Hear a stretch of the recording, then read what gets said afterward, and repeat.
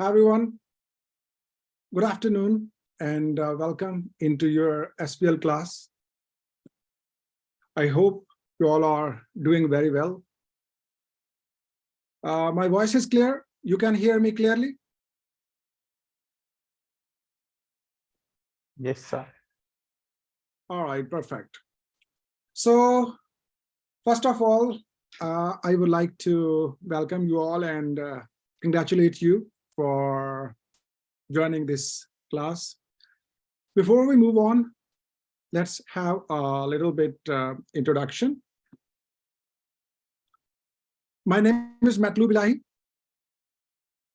I have been in teaching career for the last more than 15 years, and especially in professional accounting.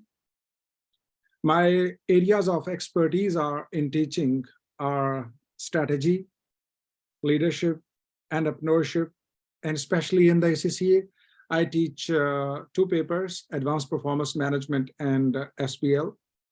Beside this, I also work as sustainability specialist, where I am have the expertise of sustainable strategy and sustainable performance management, where I work with companies to help them how to measure, how to monitor, and how to report their sustainable performance. You might have heard there is a everyone is talking about ESG, everyone is talking about sustainability, and the businesses all around the globe are under pressure to cut their emissions, cut their environmental footprints, and improve their environmental, social, and governance performance. So I work in that particular area. Okay, and if I talk about this paper, SBL or Advanced Performance Management, you can think of that I live these papers. Okay, these papers, how much I am passionate or how much I love these two papers, you will see. Okay, my passion, my motivation towards these two papers, because I believe these are very important papers for ACCA professional students. Okay, not only to pass, but also to enhance their skills as well, and go up the ladder in their career as well. I believe that these two papers are very important to improve in the career as well, to enhance skills as well. So there's a lot that you can learn from these both papers. That's why these are the main reasons I teach these two papers. Okay, so this is a little bit introduction of mine. I would like you all guys to little bit introduce yourself. Okay, so we can start with Sandeep. Hello, Sandeep. How are you? Hello, sir. I'm good, and yourself? Me fine, thank you. Yes. Yes, Sandeep. So I'm Sandeep, sir. I am from Mauritius. I'm currently working with Ernst & Young, and I'm completing my level 3 papers. All right, perfect, perfect. So how do you think of SBL? Like what type of stories you have heard about this paper? I've heard it's a difficult paper to pass because there's some level of subjectivity involved. Mm-hmm. Okay. All right. So you have heard stories that is difficult to pass. Yeah. But you must have to pass it. Yes. All right, good. Next, Sadia. Hello, Sadia. How are you?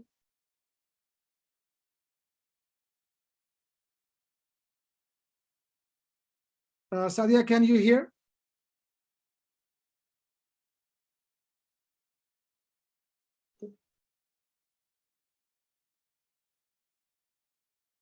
All right. Okay. Okay, mic issue, no problem. No problem. All right. Okay, next.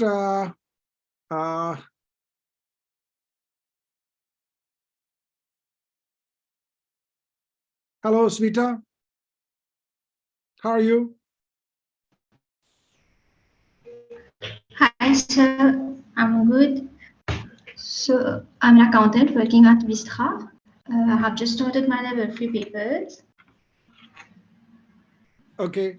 So how, like you think of SBL paper? I have also heard that the paper is very difficult to pass. Very difficult?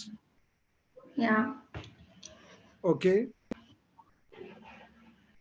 So you are ready to take this challenge? Yes, yes.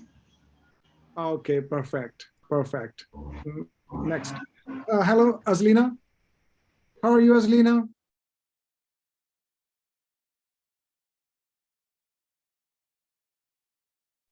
Hello, Hello. Azlina, can you hear? Yes, hello, I can hear you. I'm How from are you? Mauritius. I'm fine. I'm from Mauritius and I have started my ACCA level 3. Okay, all right. So first time you are going to take SPL. Yes, Perfect. And what kind of stories you have heard about this paper? I've heard that SBI is kind of a nightmare Okay, all right. and very difficult to pass, and also the pass rates are very low. No, pass rates are not very low. Just pass rates are almost same to other papers. Okay, Yeah, it's like you can say around 50%, just like other papers. Okay, so you are ready for this amazing challenge, right? yes. Perfect. Okay, next, hello, Madhya. Madhya, can you hear? Hello, sir. I can hear you. Hello, good afternoon. Good afternoon. I'm Madia Narsur. I'm currently working at Grand Fountain, Mauritius, and this is my first time taking the SBL course. All right. Okay. So would you like to share the stories you have heard about this paper? I've heard that the professional marks are quite difficult to get on this paper, Mm-hmm. that we need to like have judgment, be critical in our response, which makes it difficult to pass the exam. Okay. All right. I understand. All right. Thank you. Thank you, Madhya. Thank you. Thank Hello, you. Sandrine. Sandrine. Hello, everyone. I'm from Mauritius. I work currently for the MCP group. And unlike the others, I have not heard any feedback about this paper.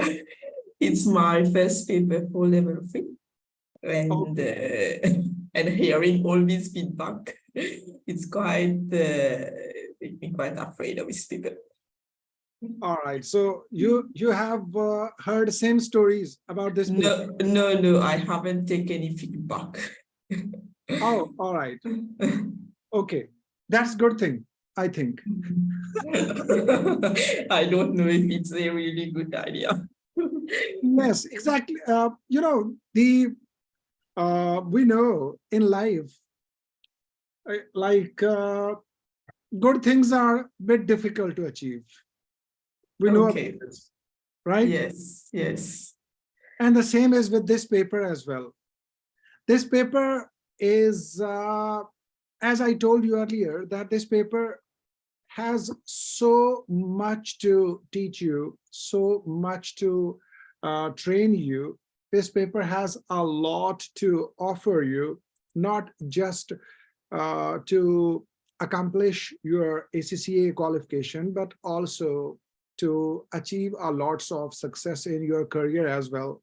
Okay, this paper has so much. So I advise all of you, as from the day one, to learn this paper from a broader perspective.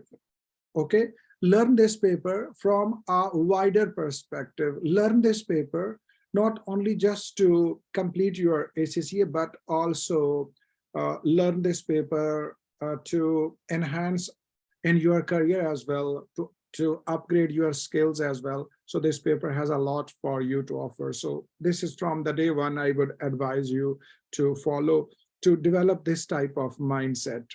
Okay. All right. Okay.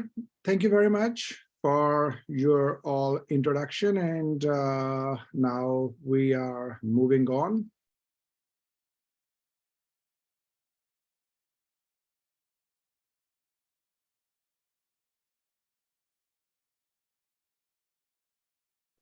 Okay, so before we move on and discuss the details about this paper, because this is an introductory class where we will be more discussing about the SBL and its overall context.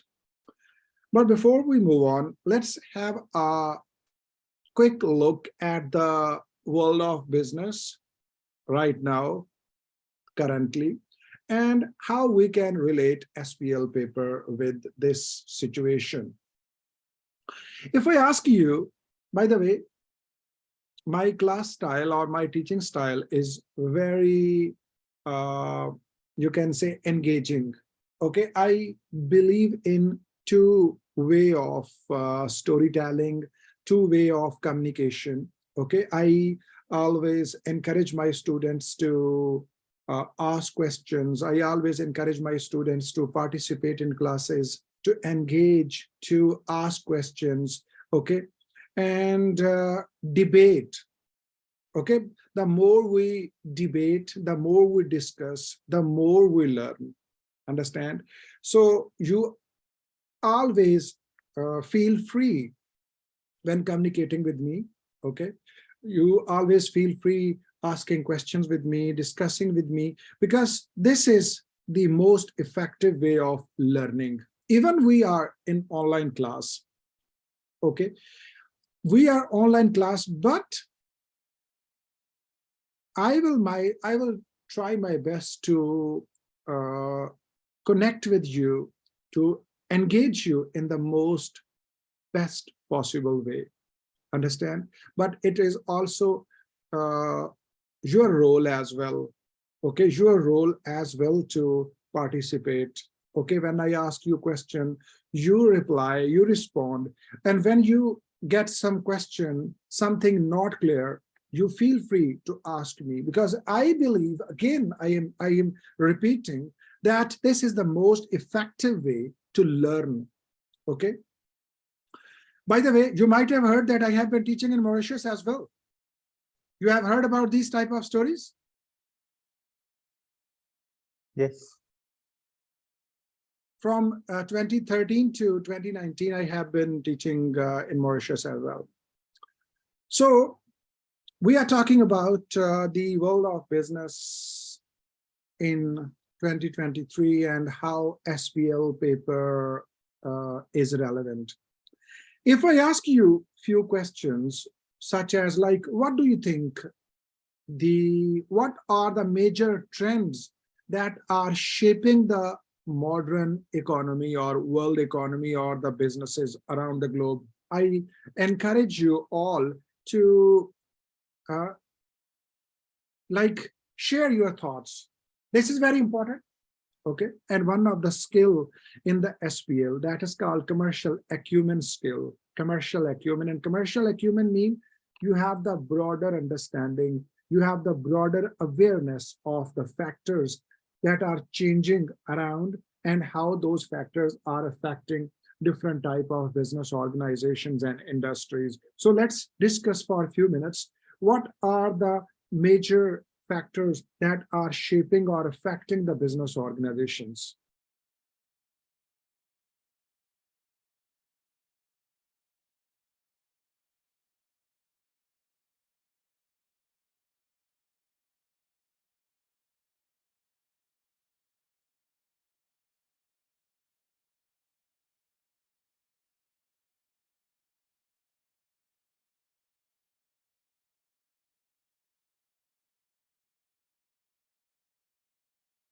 Yes. What do you think? What are the major factors that are affecting business organizations today?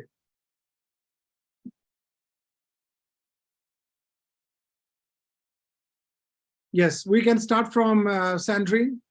Hello, Sandrine. I think I don't know if it is relevant, perhaps fluctuating exchange rates. Okay. So you think that exchange rates are affecting business organizations, right? Yes, particularly in Mauritius, where the dollar is not is rising. Okay, so means the MUR value is going up or Yes, it's depreciating. All right. So you think that exchange rate is affecting especially those businesses that are in export or import, right? Yes. Yes, perfect. Yes, Sandeep. What do you think? What are the major Yes. factors which are affecting business organizations in Mauritius or in Africa or globally? I would say sustainability. A lot of businesses are moving towards adopting means that are environment friendly and looking into the future rather than short-term gains.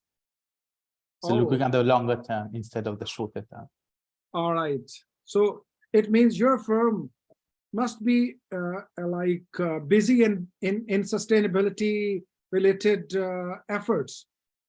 Yes, my firm has recently opened a department called ACCA, which basically stands for Climate Change and Sustainability Services. So we've started offering this new service, which is basically about building the institutional capacity of our clients so that they can comply with international codes regarding sustainability objectives. Wow, it is interesting. Although Big Four are making their best efforts globally, if I discuss in here in US or in Canada or in Europe, they are spending billions on sustainability related developments, even the firms, Big Four I'm talking about.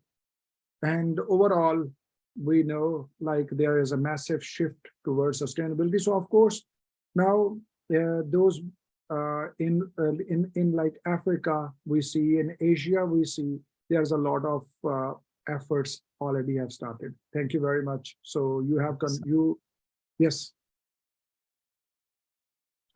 All right. So other students, hello, Azlina.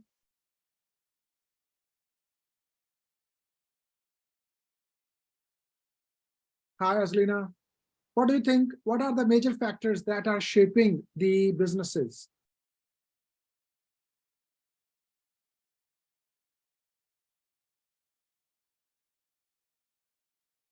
Okay, technology.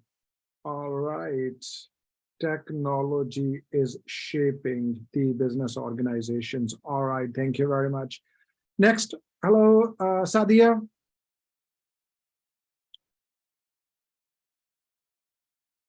Hello, Sadia.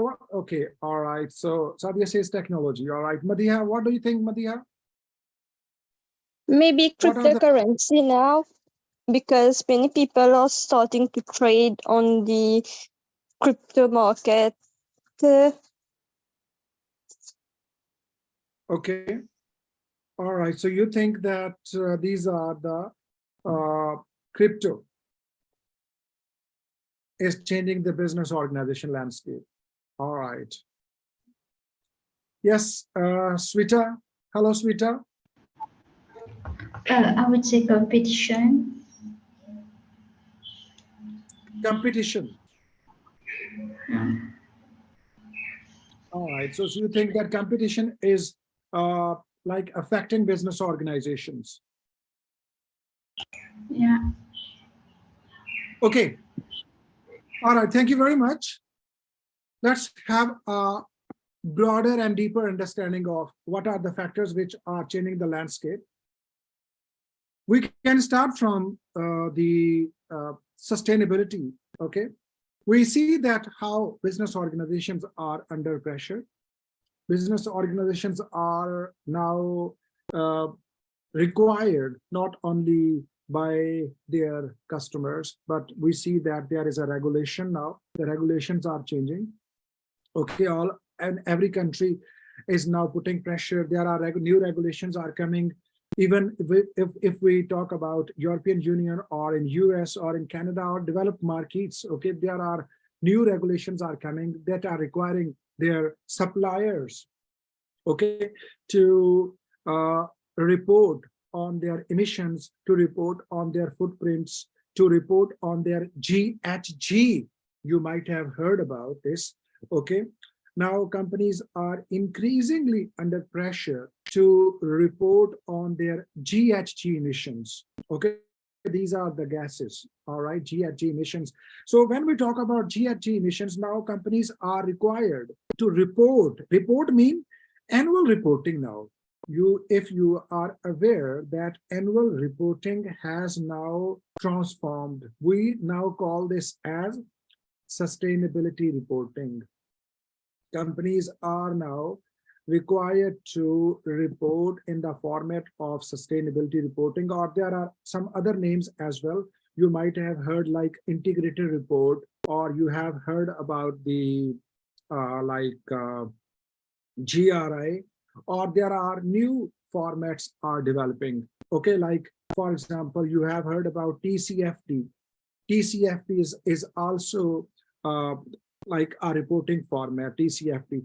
By the way, are you aware that recently the International Financial Reporting Standard has introduced the 2 new sustainability standards? I'm sure Sandeep might be aware of that. IFRS S1. Yes, exactly. International Financial Reporting Standard Board there is now parallel board. There is a parallel sister board, okay? That is called ISSB. If you know about this, International Sustainability Standard Board, this is a new structure for global reporting. So ISSB has launched 2 new standards, okay? This is S1 and S2. So these standards basically use this one, okay? This TCFD framework. The TCFD stands for Task Force on Climate-Related Financial Disclosures. So there is a lot of developments are going on. If especially you deal with your European customers, or if you deal with your other customers or suppliers, or you work for any other company, you should be aware that now companies are under pressure. When we talk about GHG, okay, or when we talk about sustainability reports, now companies are required to report on scope 1, scope 2, and scope 3 emissions. These are the different types of emissions, okay? So when we talk about scope 1 and scope 2, these are the emissions from companies' own operations. But scope 3 emissions are about like the emissions from the supply chain. So now companies are required not only to report on the data about emissions of their own operations, but they are now also required to report on the supply chain. Supply chain means their suppliers, their customers, their logistics, their shipments, okay? Yeah. So the point here is companies are now increasingly under pressure. This is not just about emissions. There are a lot of things. You have heard about ESG, for example. Okay, ESG. So companies are now required to not only report on their environmental footprints, but also report on their social footprints as well. Like how are they treating their like employees? How are they treating their suppliers? How are they treating their customers? And how they are contributing towards the local communities or the local society, or how they are contributing or adding value towards the social improvement or the social capital. Okay, so this is about social. And then their governance now. Previously, if we look at the traditional annual reports, there has been little focus on governance or these type of things, but now there is increasingly more focus on the governance as well. Okay, so governance is a very broad area. And by the way, in the SBL, this is also part of the SBL syllabus. So when we talk about governance, this is about the board of directors. This is about the leadership. This is about their accountability. This is about their responsibility. This is their like leadership role, how they are not only advancing the company, advancing the business towards growth. They are not only taking care of the shareholders, but they also are taking care of the broader other stakeholders as well. Okay, so there are lots of developments are going on. Even just last week, you would be amazed. European Union has introduced a new regulation on human rights as well. So companies that are either operating in the European Union, or if they are exporting to European Union, there is a limit on the revenue which they are generating from the European Union countries. So those companies will be required to report on their human rights like progress as well. So this is just, I have shared with you the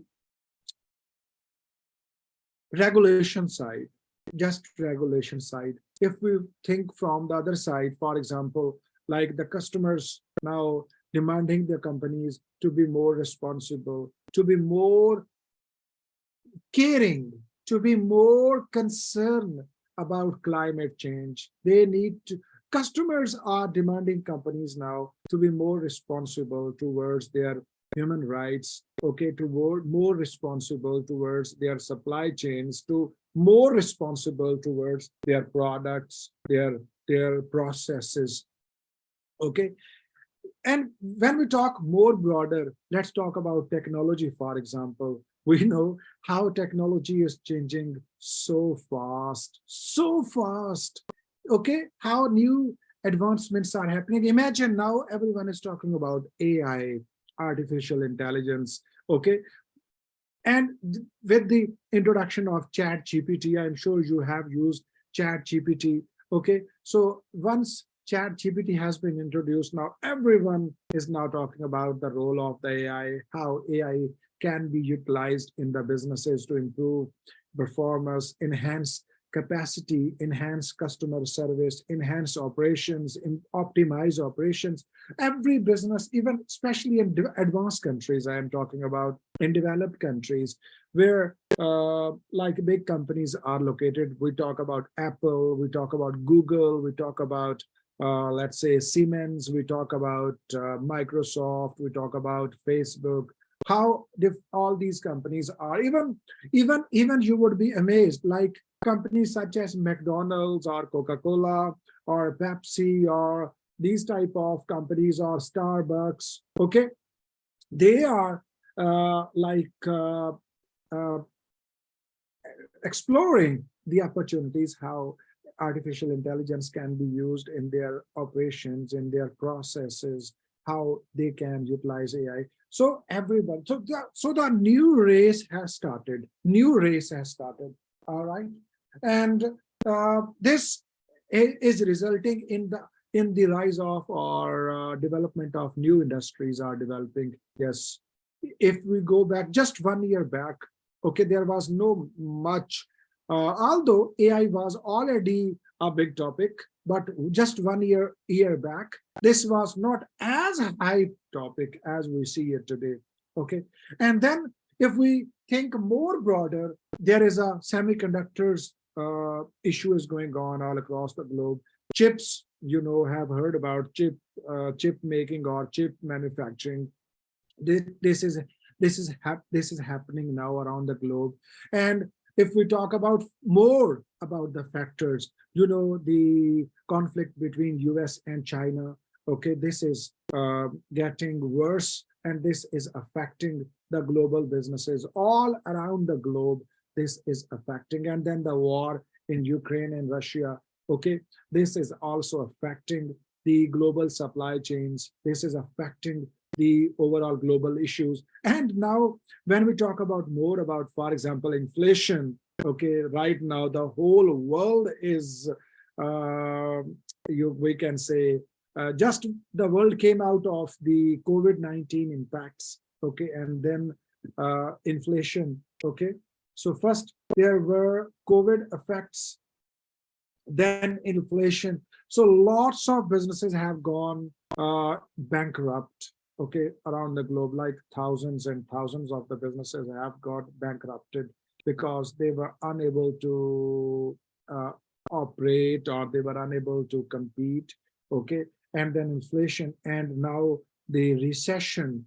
You have heard about the economies, especially the developed economies like US or Europe, there is a recession, okay. So this is resulting into less demand for the products. On the one side, there's inflation, the other side, there's a recession. So the incomes of people are falling, okay, and they are demanding less for their new products. So this is affecting in the developing countries as well. Imagine, for example, in Africa, for example, all right, African economies heavily rely on the natural resources, the export of natural resources. So when there's a less demand for products in developed countries, this affects directly or indirectly the economies of the African countries. Imagine there are 57, 58 African countries, and majority of the African countries heavily rely on the export of natural resources. So this is a new phenomena we are seeing, okay. And then more we can discuss, for example, the technology such as the cybersecurity issues. We see that as the companies more rely on the data, more rely on the digital transformation of their processes, they're becoming more vulnerable to the hacking. They are more vulnerable to the cybersecurity issues. So companies are spending massive amounts on protection of their virtual assets. What? Okay, their virtual assets. They are spending massively. Even if you like listen to the CEOs or CFOs, okay. So if you listen to them and ask them what are the major challenges, one of the bigger challenge to these companies is about the cybersecurity. So all these issues have direct effect on finance as well. Yes, all these factors have direct connection with finance.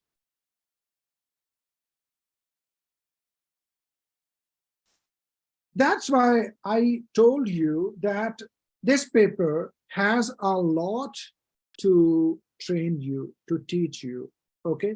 Like what type of developments are going on and how the accounting and finance is going to be affected because of this. You know that when AI is coming everywhere, AI is also being rolled out in finance as well. Lots of financial processes are becoming automated. AI is optimizing lots of the financial functions, okay. So here you need to think of this, that how I need to upgrade my skills, how I can be disrupted. This is the point that you need to ask question, because disruption is everywhere. So you need to ask question that how I can make myself indispensable, okay, how I can learn something unique, something valuable that would really add value to my organization. Understand? So this is very important for you as well to ask questions, because technology is coming, technology is everywhere, and we have to uplift, we have to upgrade our skills.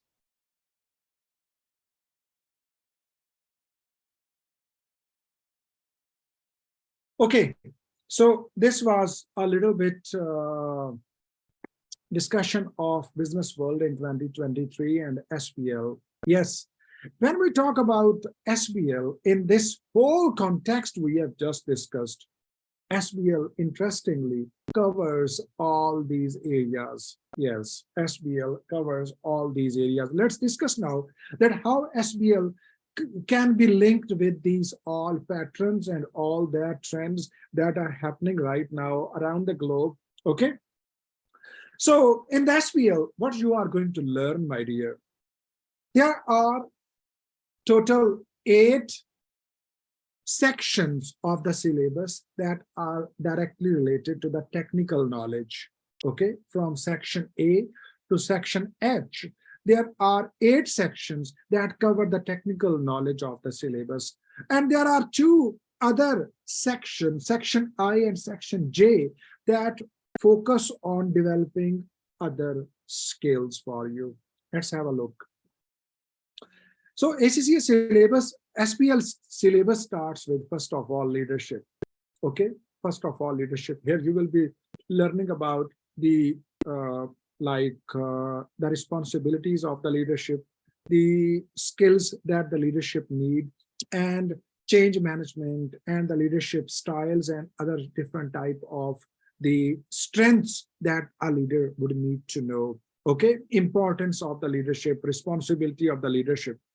This directly link with governance, because at governance we talk about the board role, board of directors, and board of directors, they are the leaders. So that's why both leadership and governance, both sections are interconnected with each other, because both are like both have links with each other.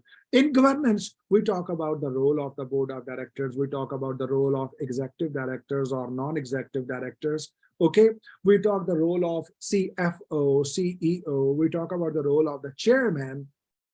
All they are leaders. So their role is to take right strategies. So here is the strategy. What is the strategy? Strategy is about choosing the right course of action for the organization future. Okay, strategy is about how to win the competition. Strategy is about how to prepare the organization for the future period. So in all this context, here is the role of the board, here is the role of the leadership.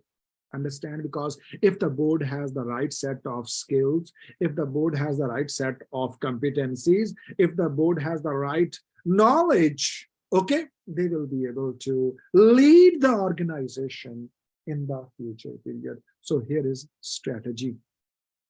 Now, when there is a strategy, there is a risk as well.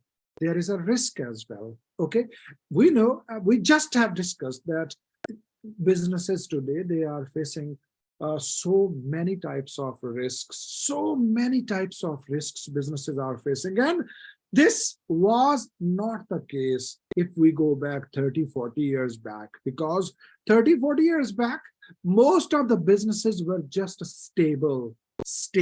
Yes. If you ask someone, for example, your parents or your grandparents, if they have been doing business in Port Louis or other part of the island, okay, and ask them that how was the business 30 years back or 40 years back, they will tell you there were like just smooth and calm. There was no much competition like in Mauritius, if you go back 40 years, okay. So business, there was no much competition. There were like no disruption, okay. But today, doing business has become a big challenge because there are so many risks are emerging.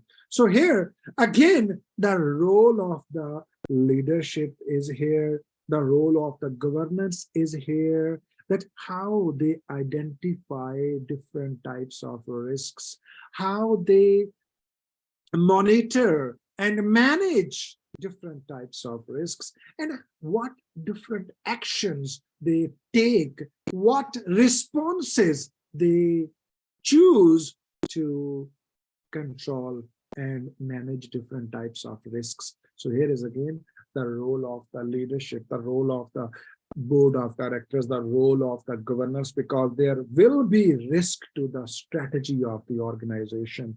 Okay, many different types of risk modern organizations are facing. So the role of the leadership, the role of the governance has even increased than ever before.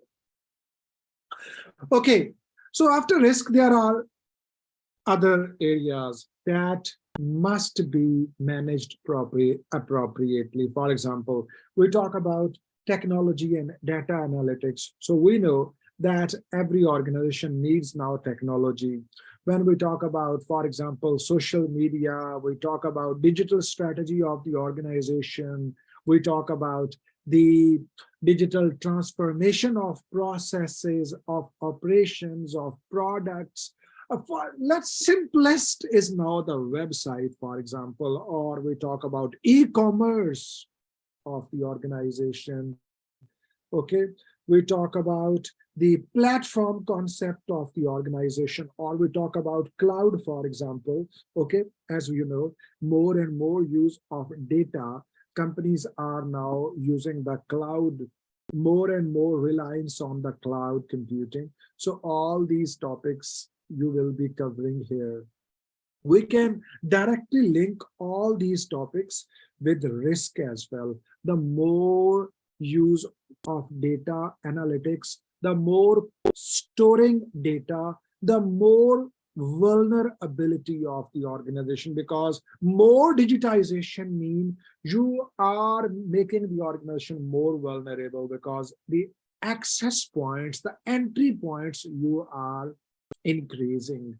So when entry points or access points are in, for example, like work from home, such as simple example, I can tell you the rise of the work from home culture, for example.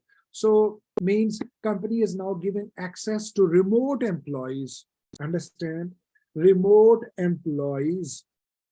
So there is high risk of the the cyber security issues, understand, the cyber attack, high risk. So these are the points that are directly linked. So here is the role of the governance as well. So you can link this as, again, governance. That's why you would be amazed. There are new positions are emerging on the board of directors. For example, if you go back 10, 15 years, there was no position of chief data officers.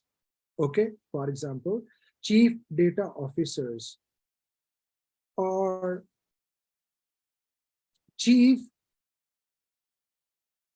cybersecurity officer or chief information system security officer. So these type of new roles were not there, but now there are new roles are emerging. Why? Because companies are becoming now more and more vulnerable. Their risks are changing. Risk landscape has changed.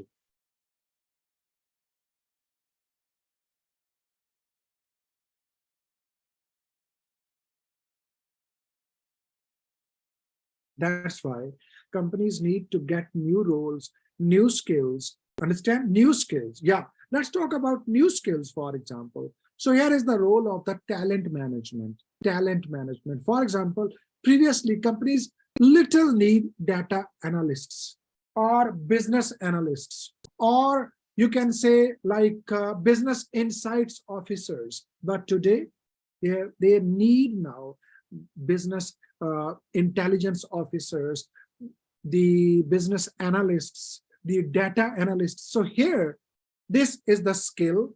This is a skill that you can work on, because companies need, businesses need new skills. For example, the business analyst. So if you train yourself, if being finance graduate, this is relatively very easy for you, because you have all the knowledge of the different type of the financial matters of the organization. So this just, you have to learn about the data analyst skills, and you will be becoming more valuable for your organization, my dear, more valuable. You will be able to add more value just from the simple financial accountant to business analysts. You will jump from just simple accountant to business analyst. And simple accountant, you need to review your position. If you are just working as simple accountant,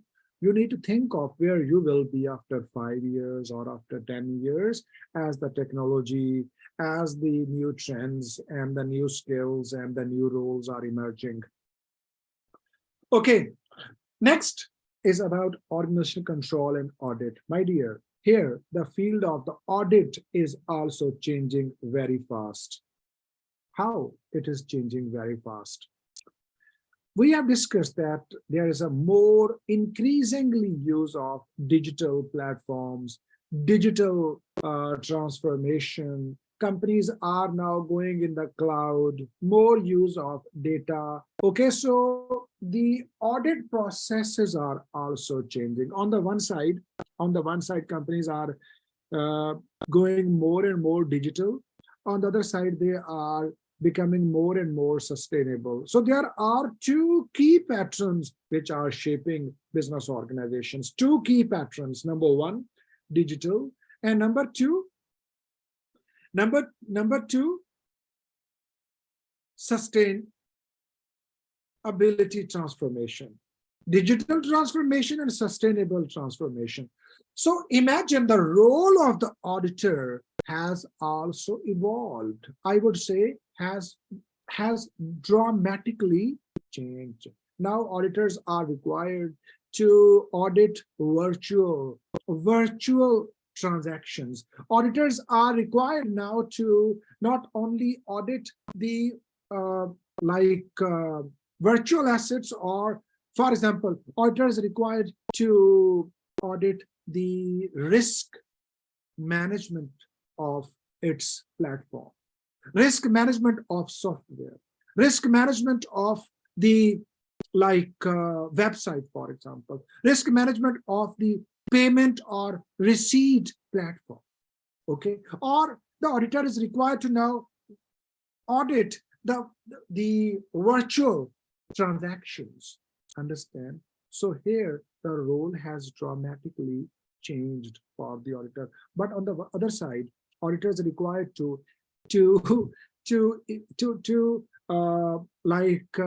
audit the emissions claim of the organization. Auditors are required now to assess whether this company that is reporting its emissions, are these emissions accurate? Guys, are you understanding the role of auditor? Hello? Are you understanding how the role of the auditor has changed? Okay, and are you ready for that? If you are required to assess now or go and audit the, for example, a company claimed that it has reduced its water consumption by 40% over the last year. For example, a company claimed, for example, you are going for the audit of let's say Coca-Cola, for example, and Coca-Cola say that they have reduced their water consumption or their energy consumption by 30% over last year, and they have reported that in their annual report. How will you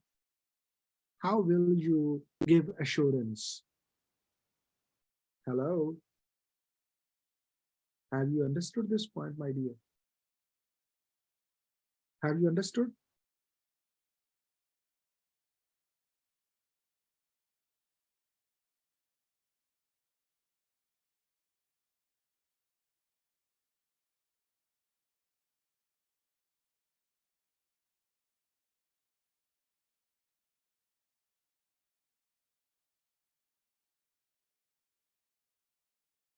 So what is the need of the day here? Hello? Hello, Sandeep. What do you think? I would look at the utility bills for energy and water. If it has decreased, in fact, then I would have an indication that water consumption and energy consumption have decreased. Also, I would look at investment in sustainable energy sources such as photovoltaic, Exactly. solar energy. So my point is that the role of the auditor has evolved or not. This is my question. Yes. Sandeep, Yes, it has evolved. like auditor needs new skills now, right? Yes. For example, like have you got some trainings on scope 1, scope 2, and scope 3 emissions? Plan for the near future. Okay.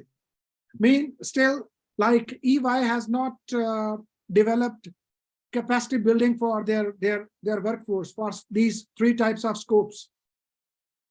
As I said, there is a dedicated team. However, the wider team also going to get a specific training. Oh, all right. Perfect. So the point here is that how the role of the finance professionals, how the role of the accountants, how the role of the auditors have changed now. We are in new digital economy. Keep in mind, we are living in a new economy. This is a complete new economy. This is a complete new economy. How this is a new economy, I can tell you the more broad stories.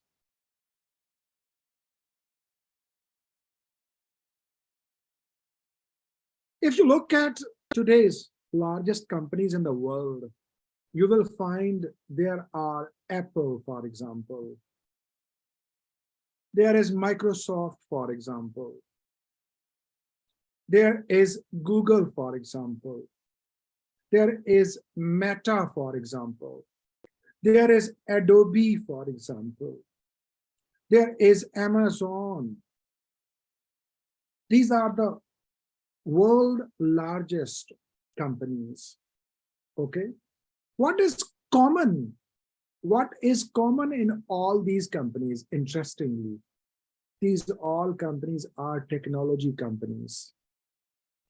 These all companies are technology companies, my dear. This is 2023. Now go back and check in 2000. In 2000, which were the largest companies in 2000? You would be amazed. There, Meta, this is a Facebook parent company. There was no Meta in 2000. Amazon was just in its beginning. Google was just in its infancy. Apple was just struggling. Microsoft was also in very smaller position. Adobe was not. I think Adobe might be, but very small company. Who were ruling in 2000? You would be amazed. Who were ruling? They were the hardware companies. For example, in 2000, there was HP, Hewlett Packard. Okay. There was like Ford, General Motors, Toyota, Pepsi, Nike. Even Nike today, Nike is also one of the largest even today as well, but Nike has transformed itself. In 2000, you would be amazed that if you search in the Fortune 500 companies, in 2000, many of the companies at that time, they are no more in the list of 2023. Those companies have gone from the list. Why? My question is, why a lot of companies have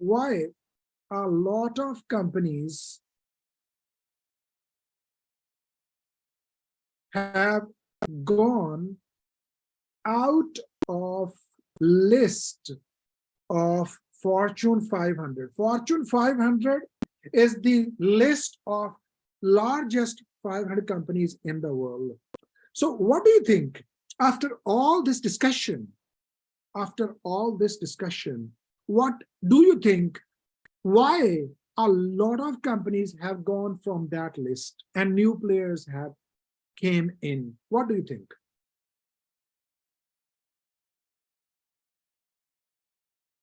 Any reason? Any reason?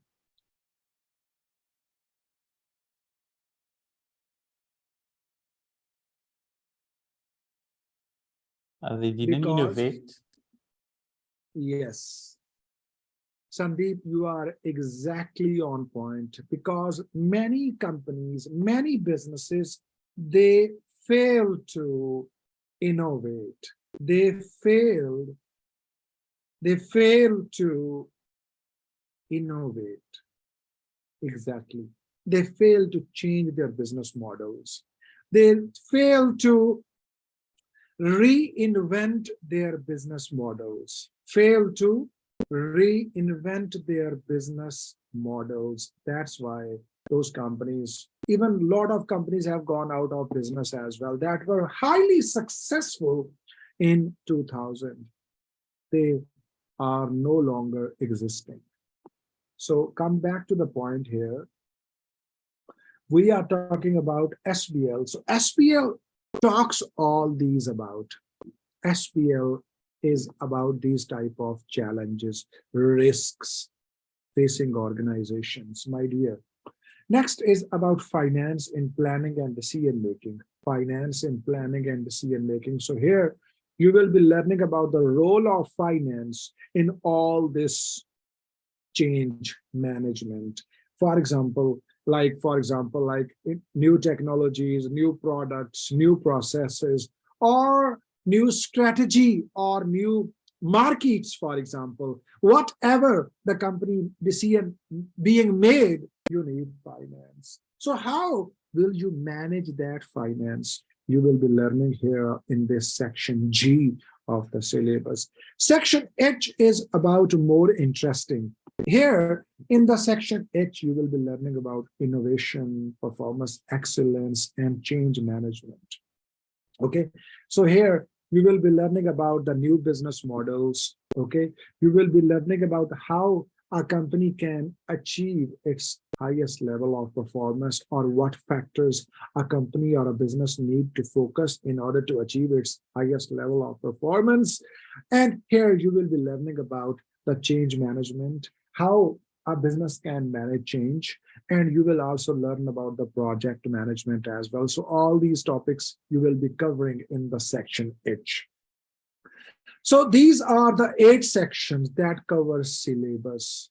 There are 2 parallel sections now that you also need to work. These are about professional skills and employability and technology skills we will be discussing later. All right, let's move on and explore each section one by one in quickest, shortest way. Section A of the syllabus is about leadership. So what will you learn here in this section? This is a relatively smaller section. You will be learning here about what are the qualities of a leader, means what are the main attributes of a great leader, or what is a great leader called for. Okay, so what are those qualities? Then you will learn here the role of the leadership in transforming culture of the organization. Culture is a very, very interesting topic overall, culture. Okay, so culture means how people do things around. Culture is about how people behave. Culture is about what people talk, what they think about the organization inside and outside. So here you will learn the role of the leadership in culture transformation. And you know that the transformation of culture has become very interesting topic in modern day business management. Okay, so you will be learning here. Then you will also learn about the professionalism, ethical codes, and public interest. So here you will be learning about what are the professional values, what are the ethical codes that accountants and finance professionals need to follow. Okay, next is section B. It is about governance. What you will learn here about? You will learn here about the agency theory. Agency theory. Agency theory is about like the relationship between agents and their principals. Agent and their principal. Who are agent? Agents are like board of directors, because board is appointed by shareholders. So shareholders are the principals and directors are the agents. So here you will learn about that relationship and the challenges, the problems in that relationship you will here learn. Then number 2 is about stakeholders analysis and organizational social responsibility. You will learn here about different types of stakeholders, such as stakeholders like a broader set of stakeholders, for example, like customers, employees, shareholders, and then there are like other groups of stakeholders, such as community, government, NGOs, non-profit organization, labor unions, okay, and then the broader set of stakeholders that you might have rarely think of. For example, the nature. Nature is also a stakeholder, my dear. For example, like the waters, water, rivers, air, forests, okay, plants, and similarly, animals, birds, all they are also stakeholders as well, because they are directly affected by business organizations, habitats, and ecosystems. Understand? These are very interesting. You would be amazed that these are the rarely have been discussed in finance previously. Now, these topics are mainstream finance. These are part of mainstream finance. Previously, finance has been only focused on monetary or financial values, but now finance is increasingly moving towards non-financial factors as well. Understand? So this is a stakeholder. At SBL, you can expect a question is set around these type of factors as well. You can expect in the SBL. Stakeholders analysis, organization social responsibility. Yes, the organization social responsibility is now a more broader topic. All right. It is the responsibility towards the society. It is the responsibility toward the community in which the organization is operating. So its role, its importance, all this is here. Then there is a governance scope and approaches. You will learn here different the approaches towards governance. For example, there are rule-based approach. There is a principle-based approach. So you will learn here about whether you should follow a rule-based or principle, because in the US, there is a rule-based approach. In rule-based approach, you have to follow all the legal or regulatory requirements. You cannot skip any regulatory requirement under rule-based approach. Whereas in principle-based approach, that is more applicable in UK and other jurisdiction, principle-based approach.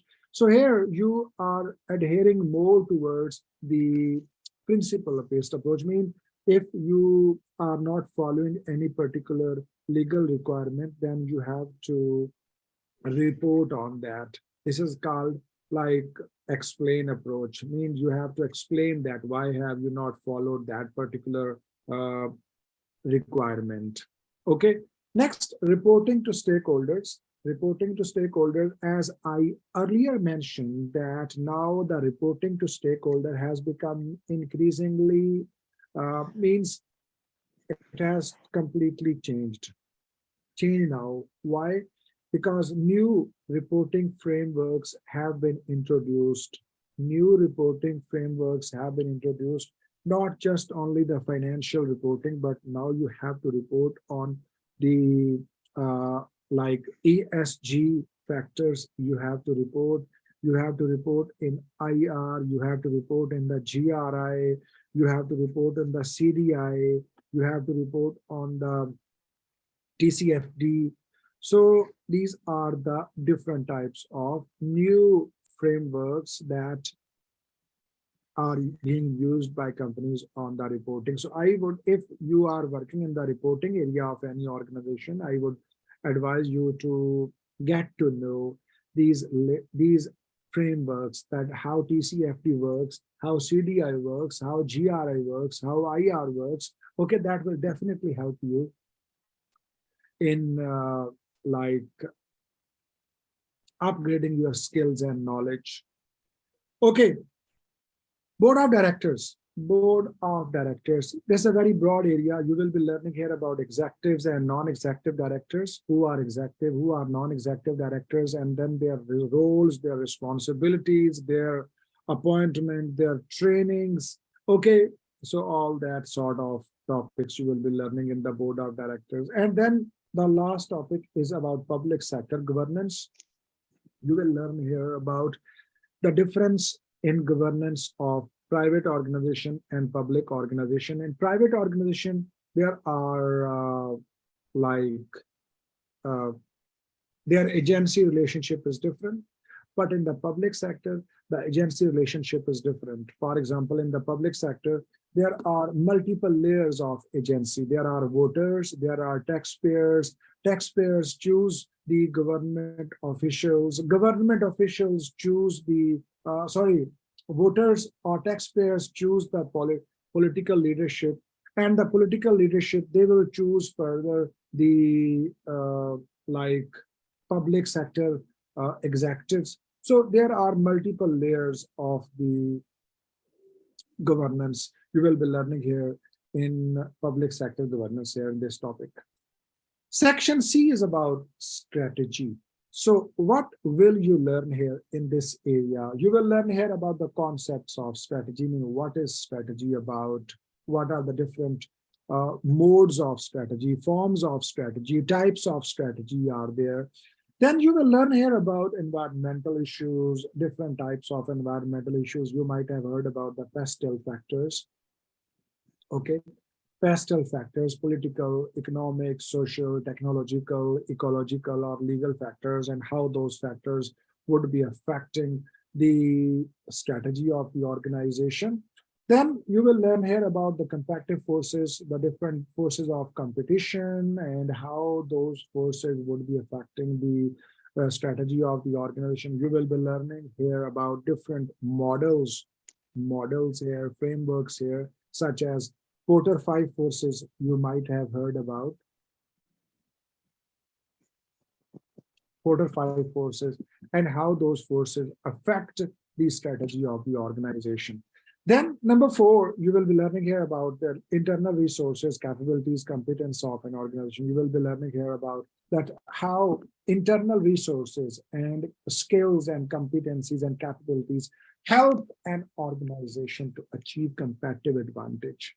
Okay, and then you will be learning here at number 5 about different options, how to develop strategic options, okay, and which one to choose. So you will be learning here about very interesting ANSOF metrics,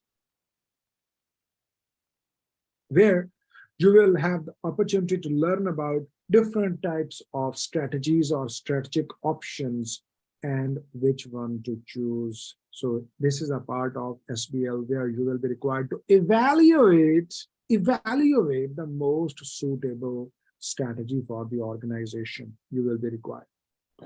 Okay, next, risk, section D. Here, what you will learn here. You will learn here how to identify, how to assess, and how to measure risk. Identify questions in the SBL exam. In the past SBL exam, there are multiple questions covering this area. You will be required to identify. Yes, so from the information provided, you will be required to identify. This is a bit tricky part, because if you have not worked on or if you have not appropriately practiced, it might be difficult for you to find out what are the major risks facing the organization. So not only identify, but also you have to assess as well. Now, When we talk about risk assessment, there are two factors we discuss. There are two factors when it comes to risk assessment. Number one is the likelihood. Likelihood of that risk, mean what are the chances of occurrence of that risk, whether that risk is low likelihood or high likelihood. Number two is about impact. How this risk will impact. If this risk materializes, how would this affect or this impact the organization? So these are the two factors that you will need to learn when it comes to risk assessment. Risk assessment is about two factors. Then next, you will work on different techniques which are used for measurement of risk measurement. For example, expected value method or probabilities method. Okay, so different methods which are used for the measurement of risk. Next, number two is about managing, monitoring, and mitigating risk. So my dear, this chapter basically trains you learning about risk from multiple angles. Not only identify, assess, and measure, but also manage, monitor, and mitigate risk as well. So when it comes to managing risk, you will learn here about TARA framework. Okay, TARA framework. TARA framework, these are the 4 risk management strategies. 4 risk management strategies that you will be learning here about. Then monitoring the risk. Risk monitoring is also very important. You have to identify what are the key risks. Then you will start assessing, measuring, managing, and then monitor how those risks are changing, because risk changes, risk landscape changes over time. Risk landscape changes over time. So you have to monitor whether the risks are going down or going up, and then take actions to mitigate those risks. So this is about the risk management. You have any question? Is there any question? No, sir. Good. Section E. Section E. Technology and data analytics. So what you are going to cover in section E? First of all, this is about cloud, mobile, and smart technologies. So you will learn here about the benefits, advantages, and disadvantages of using cloud, mobile, and smart technologies. Even one topic here that would require you to evaluate or analyze whether a company should have its own data storage platforms or it should outsource it. It should outsource it. So there are a list of factors that you need to consider when you are going to make decision on cloud technology.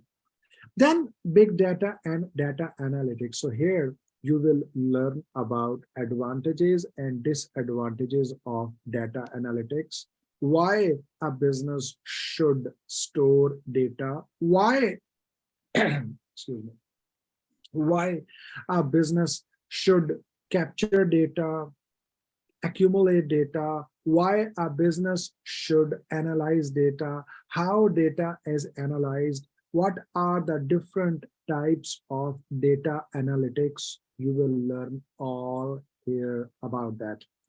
Then next topic is about machine learning, AI, and robotics. So you know there is this is the talk of the town. This is a very hot topic today, AI. Okay, so how AI works, how machine learning works, how robotics or robotics operations work. And here some questions may ask you in the SBL exam about evaluate or analyze the usefulness or the disadvantages or problems or challenges that organization may face in AI or machine learning. Okay, even this topic can be linked with any other topic, can be linked with any other topic of SBL. This is the beauty of the SBL exam. That's why you need to follow integrated approach. Integrated approach. That's why we call this integrated approach, that when you are learning different topics, you think that all these topics of the SBL can be linked with each other. Yes, my dear. For example, now you might be thinking that how these topics can be linked with all other topics of the SBL. I can tell you. When it comes to machine learning or AI or robotics, okay, there is a role of the leadership. Role of the leadership to identify, to determine whether our organization, our business needs to introduce AI, or we need to explore use of AI. Means, where can we use AI? For example, like we can use AI in our marketing, in our communication, for example, like email, okay? We can use AI in our customer support, in customer service. We can use AI in our production, in our assembly, in our procurement, in our supply chain, in our communication, like finance, accounting, audit, quality, how or where we can use AI in different processes. Then after leadership, you talk about culture. There is a direct impact of AI on culture of the organization. You talk about like governance, for example, when you are going to introduce AI, then there is a direct impact on the governance, because you will have to identify risk. What are the risks, okay, that would follow if we introduce AI or machine learning or data analytics? What will be those risks for the organization? You have to report as well. This will affect your reporting as well. This will affect your internal controls as well, because you will need to introduce new controls. This will affect your talent as well. Yes, my dear, talent management. You may need to have new skills, okay? You may need to have new skills. So this will require new trainings for your staff, okay? Further, like culture, governance, risk, audit, controls, understand? And then this also linked with the like change management within the organization as well. Change management. How are you going to introduce this change? How will you, yes, SBL question. An SBL question may ask you to write an email, to write a report, to write a memo to the chief executive officer, to the chairman, to the CFO, explaining how this new strategy can be rolled out. So SBL question can test from a lot of angles. By the way, one thing which I missed is about strategy. When your company is going to introduce AI or data analytics or machine learning or robotics or automation, this is called digital strategy. This is called digital strategy. So mean your company is now going to transform your business processes from conventional to the digital. So this is a strategy. And then when you are going to introduce a change management, for example, you may need new software, you may need new information system that will require you for reporting, that will require you for reporting, for capturing data. You will need new project. You may need to roll out several new projects. And here, in all these, you need finance. You need finance.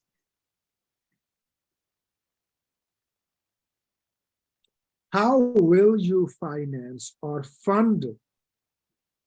How will you arrange finance for your new AI strategy? So here is a look at, I thought to give you a broader idea that how one topic can be connected with all SBL topics. Are you clear? Hello, my dear.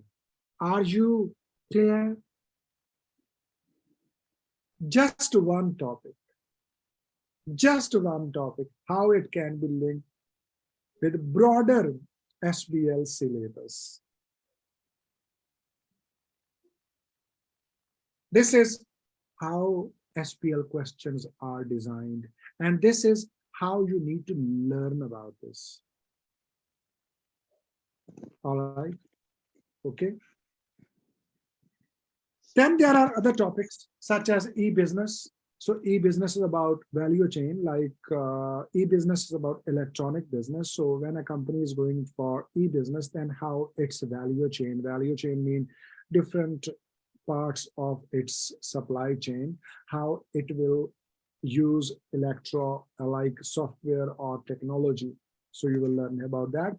And then topic number 5 is about IT system security and controls. So you will learn here about cyber security challenges and cyber security controls here in this topic, because we are using a lot of technology. We are rolling out data analytics, AI, so many information systems, softwares.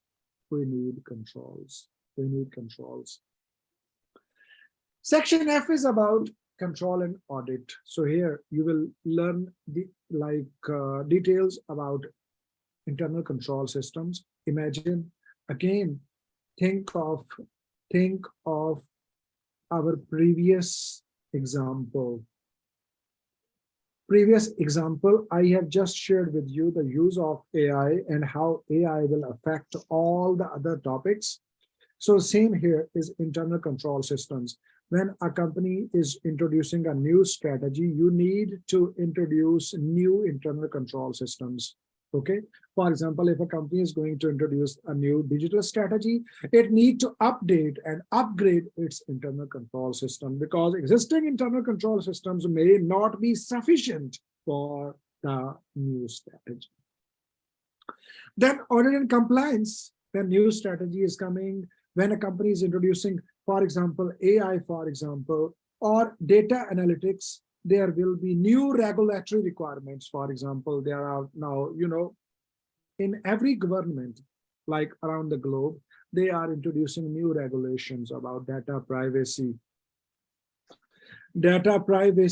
Okay, or data protection. This is the responsibility of the companies that are collecting data, capturing data. So how will they make sure that the data is safe? So there will be regulatory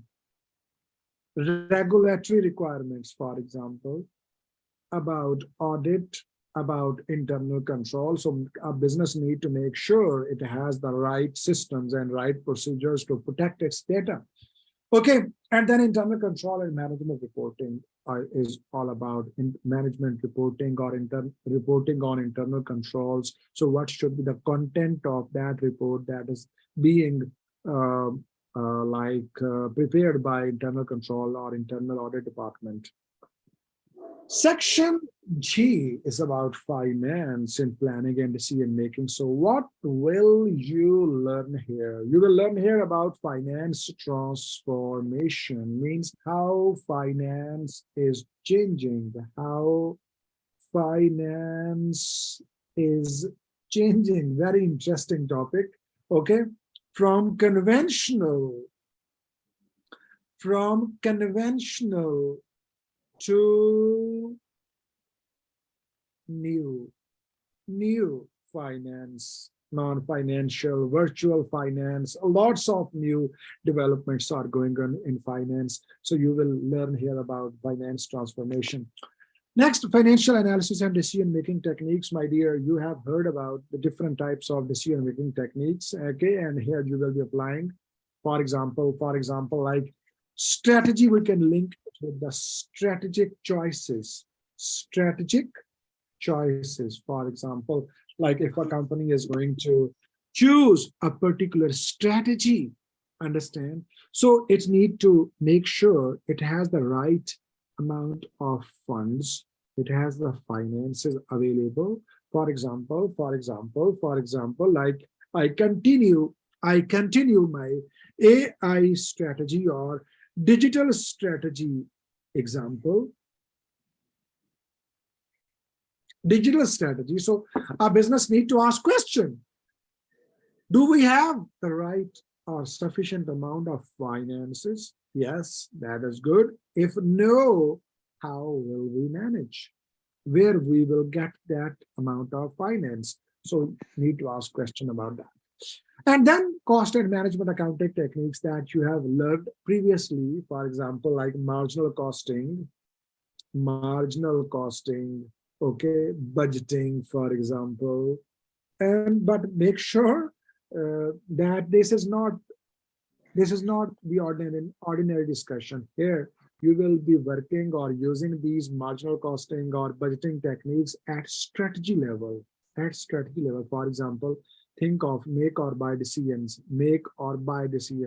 So here a question may ask you to help the chief executive officer or help the chief financial officer in making or choosing the best option. So you may need to make a little bit calculation, or it is also possible that calculation may already be done and you just need to analyze. Keep in mind, your role will be to analyze or evaluate or assess.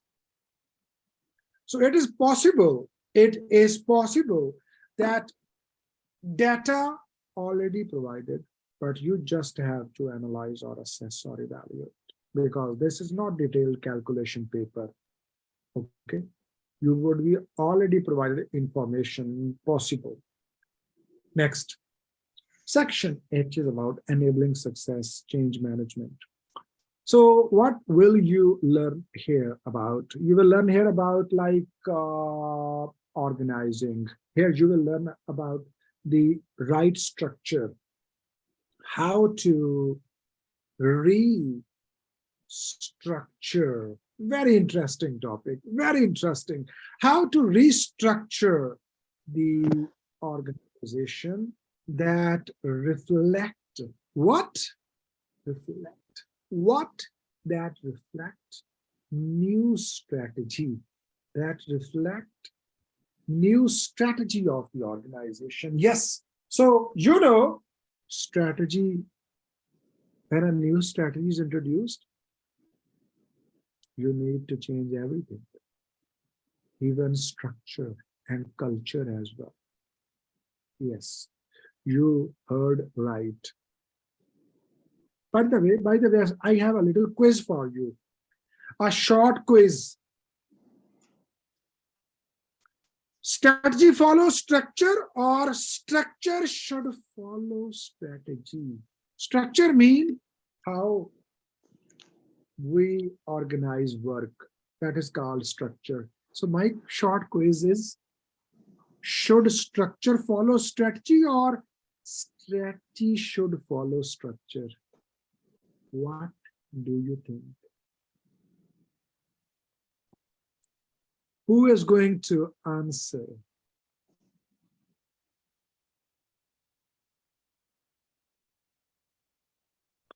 Who should follow home?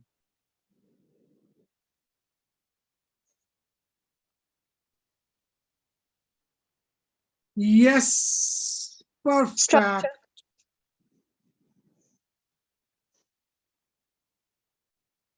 Here is one Sandeep or two Sandeep? Sandeep. Actually, there's Jagu. two. I got a little issue with my laptop at the start and couldn't present myself, so apologies for this. Is it you with two names? No. There's two Sandeeps in the class, Yes, I'm actually. another Sandeep, sir. All right. Apple Swami. Yes, Yes? yes. All right. I have pronounced right? Sandeep Apple Swami. Yes, you pronounce it right. All right. Thank you very much. Thanks.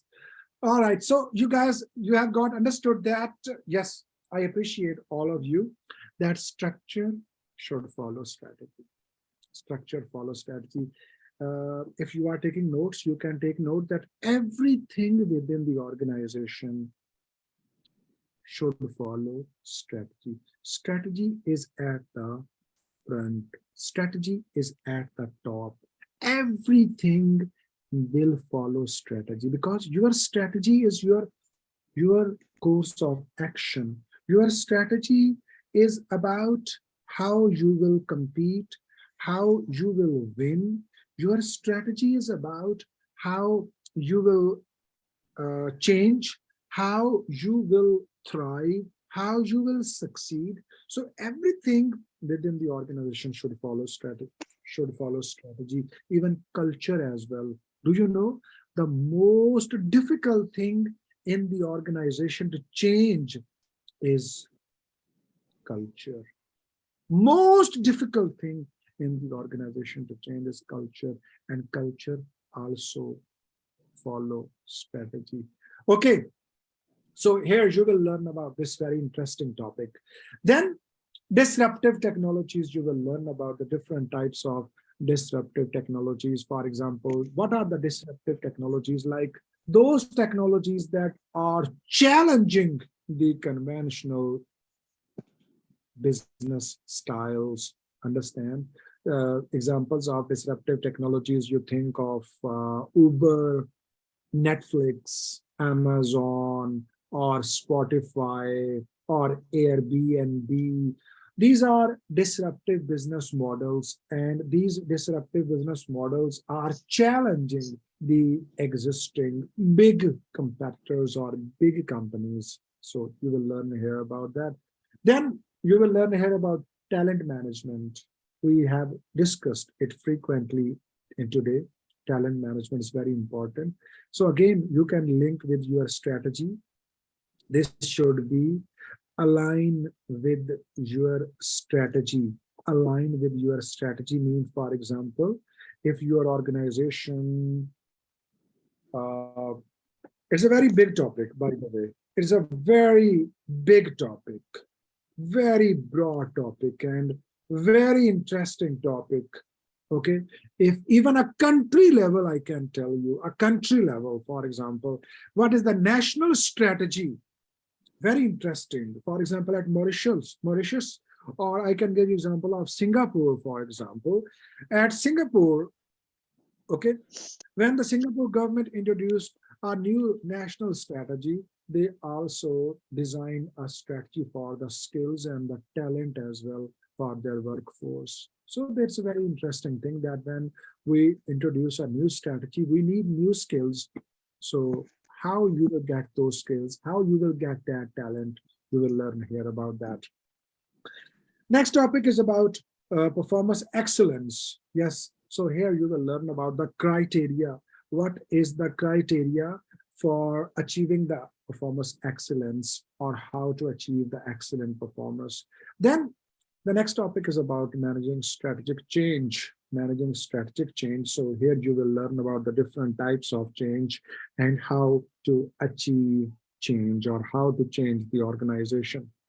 Last topic is about project management. So here you will learn about the different challenges, the different problems, because every change is a topic, is a project. Keep in mind, every change is a project. So how to manage those projects. So here you will have the opportunity to learn about the basics of the project management. All right, this is all about the syllabus content, syllabus. Okay, all about syllabus. Okay, so I think we can take a short break here, although it was planned earlier, but because I thought, okay, let me finish first the syllabus discussion. Break time is after half of the class, mean 1.5 hours.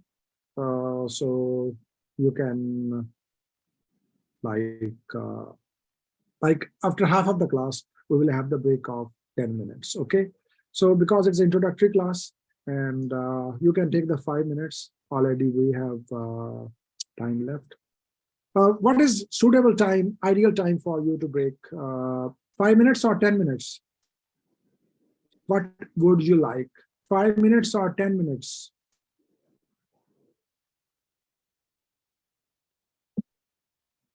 Ten minutes are okay. Okay, all right. Take your time. See you.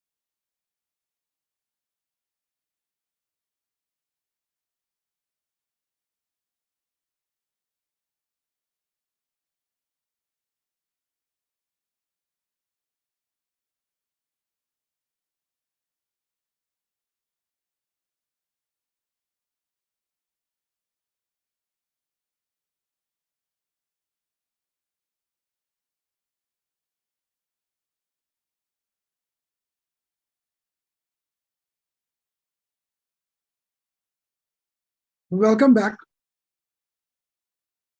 So far, we were learning about the technical details of the syllabus. Now we are going to discuss that, by the way, that covers 80% of the marks. In SBL, you should be clear, there are 80% marks for technical and 20% marks, mean 20 marks will be for skills or professional skills, okay? 20 marks for professional skills and 80 marks for technical knowledge. And you don't have to write separately for these 20 marks, because these 20 marks will be given on the basis of how you follow the question or task requirements. So in short, in simple, I mean that your answers, or you have to write just for 80 marks. These 20 marks will be given on the basis of how successfully you follow task or question requirements. Are you clear on this point? Are you clear, my dear? Yes. Are you clear? And my voice is clear. Everyone, my voice is clear. There is no break or there is no issue. You can hear me clearly? Yes, yes, sir. Yes, sir, we can hear you. Perfect, perfect. Okay, so there are 80 marks for technical knowledge and 20 marks are for professional skills. Let's talk about what are these professional skills. In SBL, by the way, now in other papers as well. Previously, these 5 skills, analysis, evaluation, skepticism, commercial acumen, and communication, you should have all these on your fingertips. Just you should know that there are 5 skills: analysis, evaluation, and then there is skepticism, the commercial acumen, and communication. Okay, now these skills are part of other papers as well at strategic professional level of the ACCA. So not just on SBL, but other papers as well, even especially in APM, I'm talking about advanced performance management. Let's explore these 5 skills and 20 marks. What is analysis? What is analysis? Let's dive deeper into the analysis skill. A detailed and careful examination in a structured design way to help knowing it and understand its impact. So in summary, this means the candidates being SBL candidates have to thoroughly investigate and research information from a variety of sources and logically process it with the view to considering it for recommending appropriate action. So in simple, analysis means that what information are given to you, you have to analyze those information in a structured format, in a logical, in a structured framework. You have to analyze those information. Now, when we talk about analysis, there are 3 subtypes of analysis, okay? And I mean, analysis consists of these 3 areas. Number 1, investigate, inquire, and consider. Investigate means what information are given to you. Okay, you have to investigate the different sources of information to find out that what is the problem, why there is a change. Okay, you have to basically investigate the reasoning, the problems, the issue. You have to inquire. Okay, you have to inquire about the different sources of information, opinions, beliefs, thoughts before reaching to conclusion. And you have to consider information from a wider sources. Okay, you have to look for the broader evidences. You have to look for the sources from the wide range in order to before reaching to your conclusion.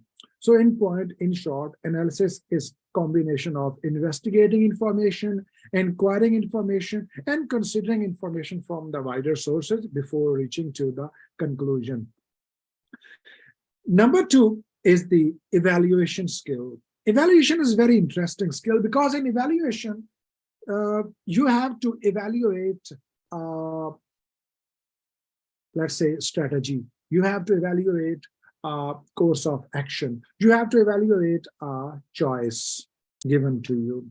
So when it comes to evaluation, you have to look at the up and down side of that particular strategy or that particular choice or option. For example, you are told that company ABC is, or let's say Coca-Cola, for example, Coca-Cola, you are told that Coca-Cola is going to acquire a coffee company, okay, such as Costa Coffee. You know Costa Coffee? Have you heard about Costa Coffee? If you have traveled to Middle East or UK, in Europe, Costa Coffee is very famous. Costa Coffee. Costa Coffee is owned by Coca-Cola. Or you are told that Coca-Cola is going to introduce a new tea brand, for example, new tea brand, cold tea brand, for example. Understand? Such as there's a famous Coca-Cola tea brand in Mauritius as well. What is the name? Lipton? Lipton. Lipton is not from Coca-Cola. Lipton is Unilever brand. There is another tea brand in Mauritius. Guess what is that name?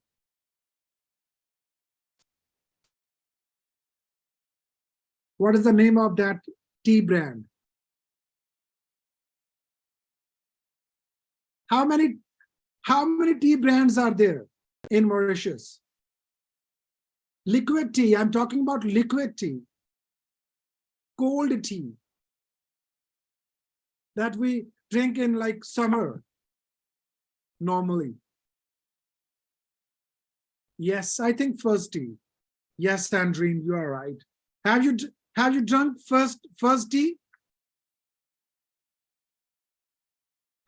There is also a cold tea from Pepsi as well. Pepsi also offers a tea, by the way. Okay.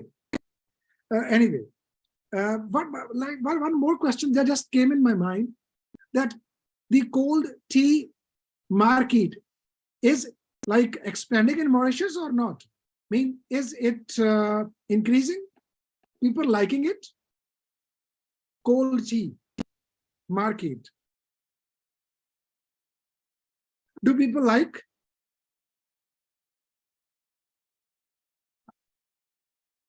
From my perspective, yes. Yes. Oh, all right. All right. Good. Thank you very much. So Coca-Cola, for example, introduces a tea brand, First Tea, let's say, in competition to Lipton, for example. So here you are asked to evaluate. You are asked to evaluate, okay, that whether Coca-Cola should launch this new tea brand or not. You are required to evaluate. Understand? So what will you do? You will follow a structured framework. You will follow a structured framework, and you will learn here in the SBL. This structured framework is called SAF criteria: suitability, acceptability, and feasibility criteria, SAF criteria. So when you are going to evaluate something, you need to focus on these 3 areas. Number 1, you have to focus on assess. Okay, when you are going to evaluate, you have to assess. All right, you have to estimate, and you have to appraise. Appraise means you have to look at both up and down side, advantage and disadvantages of that particular move or that particular strategy. So this is called evaluation. Evaluation means you have to assess something, you have to estimate something, and you have to appraise something by looking on the both sides of this particular choice. Very interesting. Number 3 is skepticism. Skepticism. What is skepticism? Skepticism consists of the 3 areas: probe, question, challenge. Let's talk about a little bit deeper about skepticism. Have you heard about the fake news? Fake news and disinformation. Have you heard about these type of things? Fake news, disinformation, especially on the social media and the internet. We are living in the era of the fake news, by the way. There are lots of fabricated news, and especially now, when AI has come, this risk of fake news is getting worse now. Fake news, even now it has become easier with the help of the AI to create fabricated images,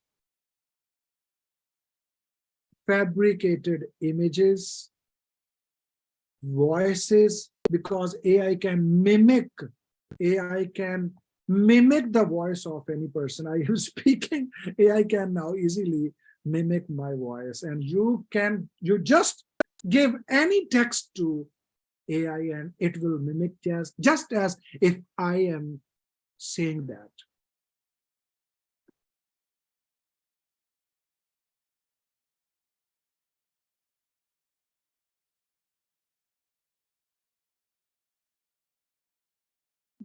There is a lot of risk increasing about the fabricated images, voices, videos, and new risks are rising, new issues are rising in like hate, society issues, understand, community issues, and even like, for example, the social unrest, and a lot of other factors are emerging because of this problem. That's why in a lot of countries, the governments are considering to regulate the use of the AI. This is unfortunately the downside of the AI. There are upsides, there are downsides as well.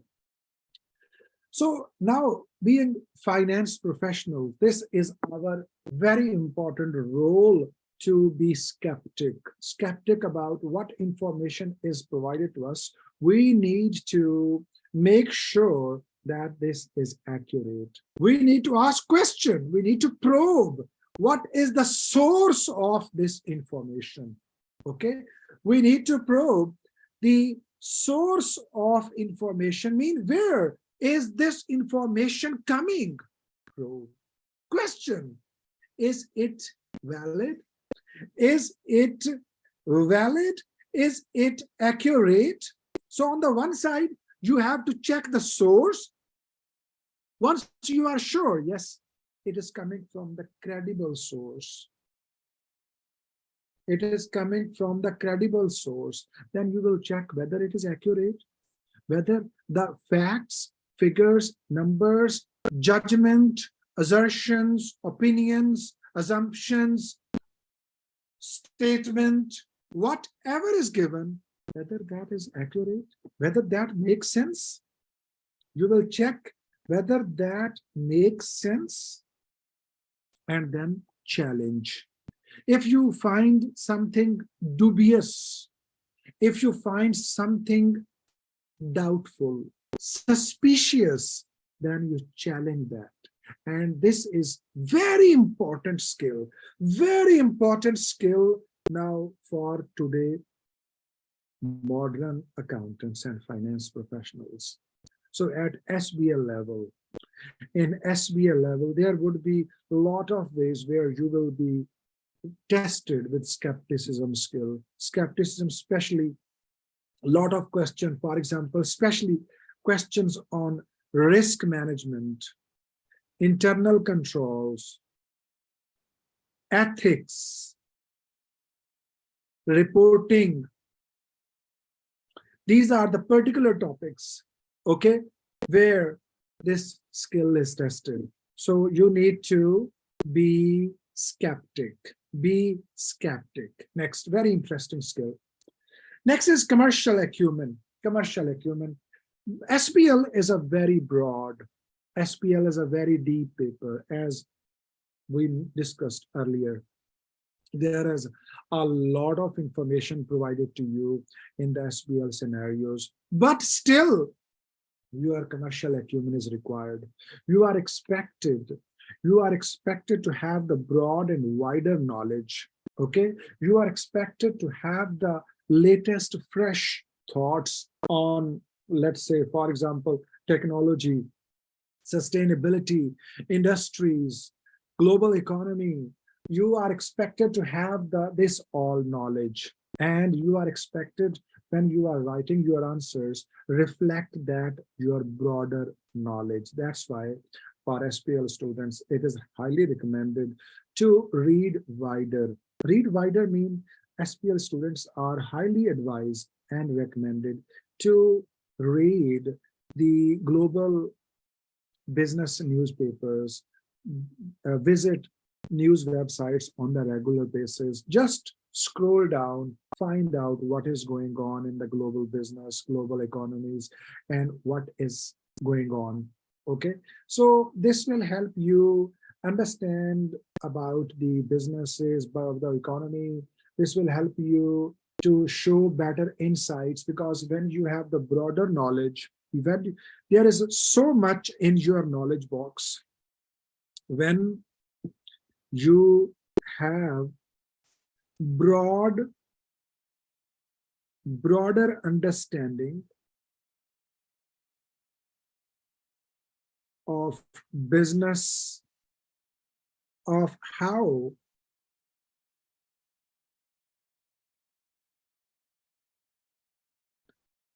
modern business and economies work. Okay, means there is a lot in your knowledge box, or your knowledge box,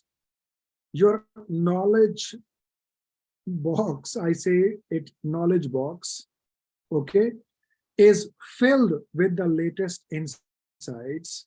Okay, you can show more insights. You can, your opinions, your logics, your reasoning would be more valid. As you have heard, the more we read,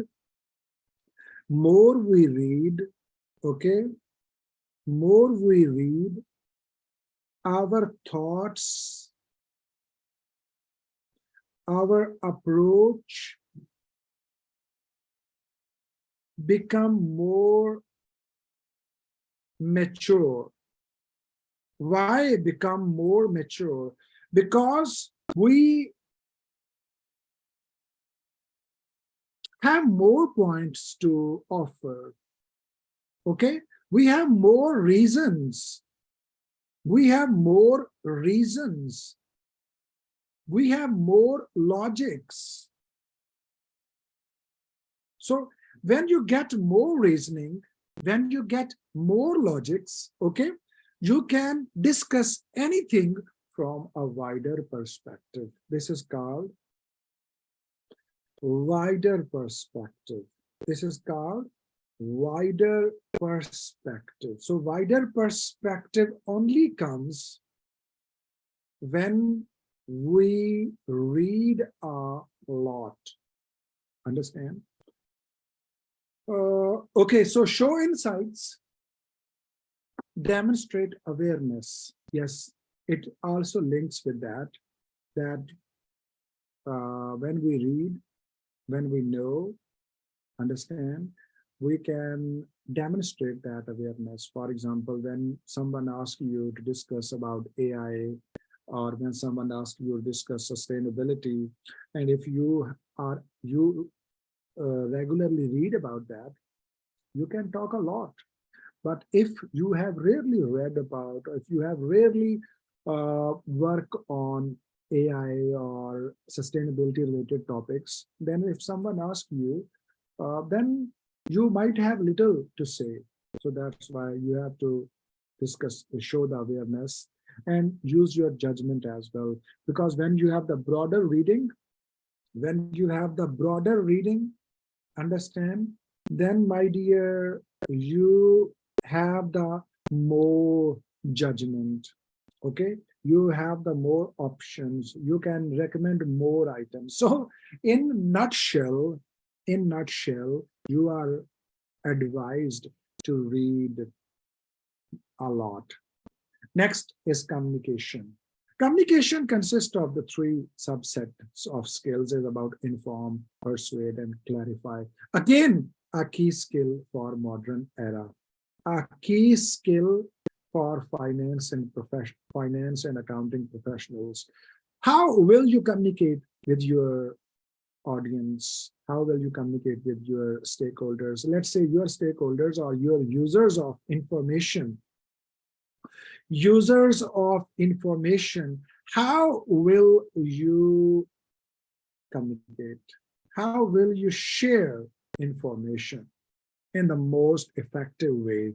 Your user of information might be internal stakeholders, such as like your user of information might be the managing director or the finance director or like audit manager or anyone. Okay, so how will you present information? So when you are presenting information or when you are communicating with your audience, you make sure that what type of information you are providing. So your information should be concise, on point, without any ambiguity. Your information should be clearly communicated without any confusion, without any complexity. For example, it is possible, let's say, a lot of time I am asked to write a report, or when I am required to write some document that is aimed for those people who have little understanding of sustainability. I cannot use lots of sustainability jargons in that case when I am communicating with a person who has little know-how about the sustainability. So I will be using the most easiest language, okay? No jargons or like clearly communication means easiest possible way. The choice of words, the hierarchy of words, the choice of tone, the choice of language should be most convenient to the readers. That is very important thing. And in SBL, this is considered. This is considered. How are you informing? Persuade. Mean your communication should be logical. It should be compelling. And it should be logical. Mean, for example, if you are required to recommend or suggest or advise, your communication style must be persuasive. Understand? Persuasive means you are supporting. Support your argument. This is a very big skill in finance. Support your argument with latest facts, in numbers. Okay, so this will make your point more effective. And the third point is about clarify. Make your communication simple, make your communication easier, okay, in the best possible way. So my dear, this is about the fifth skill that is required. It's called communication. All right, so these are the 5 skills that are tested at SBL level, and there are 20 marks for this, but you don't need to worry at all.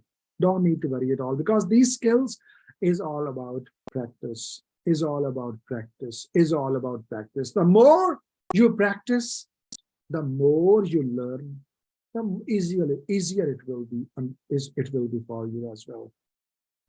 Okay, so no need to worry at all about this. How will you get these marks?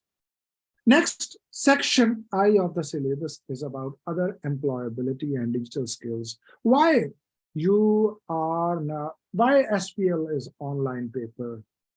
Why there are like online formats? There is a reason.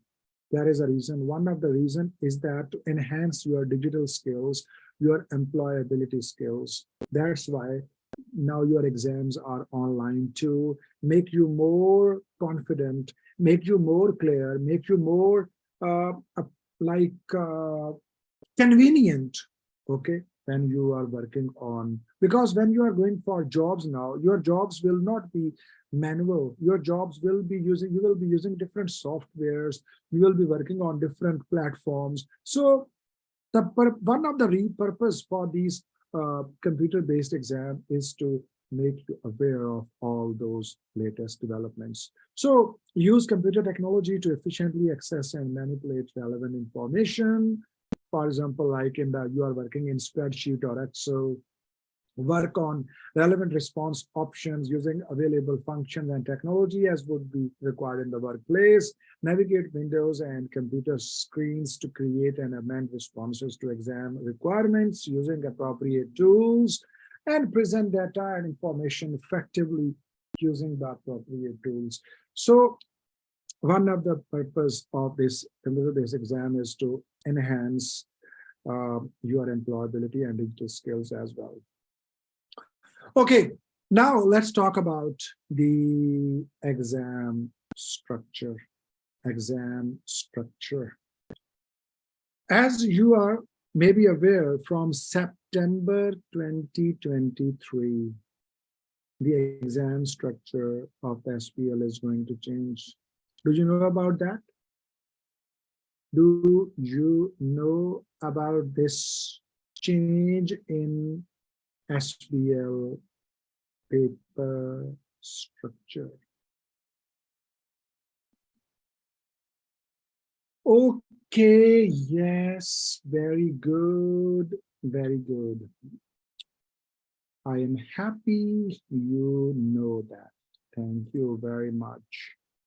What was the previous approach of SBL? Previously, there was 4 hours exam, and all information about there was one integrated case study, 4 hours, and there were multiple, you can say, tasks, okay, like 4, 5, 6 tasks. And then there were like all the information were provided within the exam. These were called exhibits, in the form of exhibits. There were 7, 8, 9 exhibits used to be in previous approach, and 4 hours. But from the September, the paper structure is changed now. Now you will have a pre-seen material available. Pre-seen material available means you can say that most of the information now about the integrated case study will be provided to you 2 weeks before exam sitting. This will be available in your login, okay, in your account. This material will be available 2 weeks before the exam sitting. Pre-seen material contains background information, contextual information about the organization, a fictitious organization that the exam will be based on and the industry in which it operates. So you will have the pre-seen material about that 2 weeks before. By the way, we will go after this and explore how all this will work. Okay, so don't worry. Then students are expected to familiarize themselves with pre-seen information in advance of exam, making sure they understand,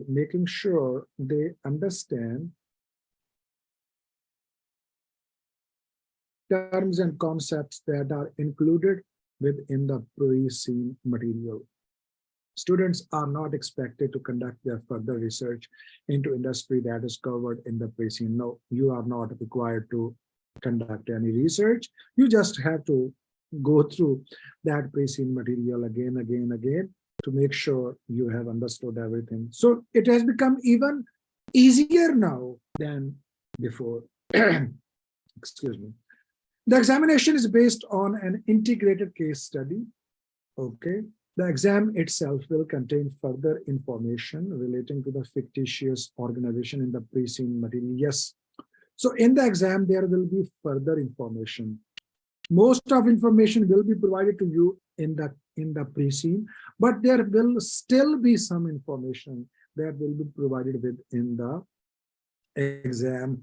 Information could be from a range of sources. For example, different sources you can provide, such as extracts of meetings, board reports, spreadsheets, or even the website pages, or even customer surveys, staff surveys, or you can be provided with the sustainability report, integrated report of the company. So many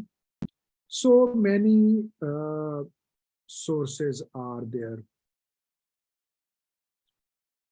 Now, the exam time has also reduced, because previously there was so much information within 4 hours. Now, because many of information are now available in the pre-scene, so that's why now the time has been reduced. New time of the paper is, each exam will contain 3 hours, 3 tasks with a varying number of marks. Yes, now this is another change in the exam.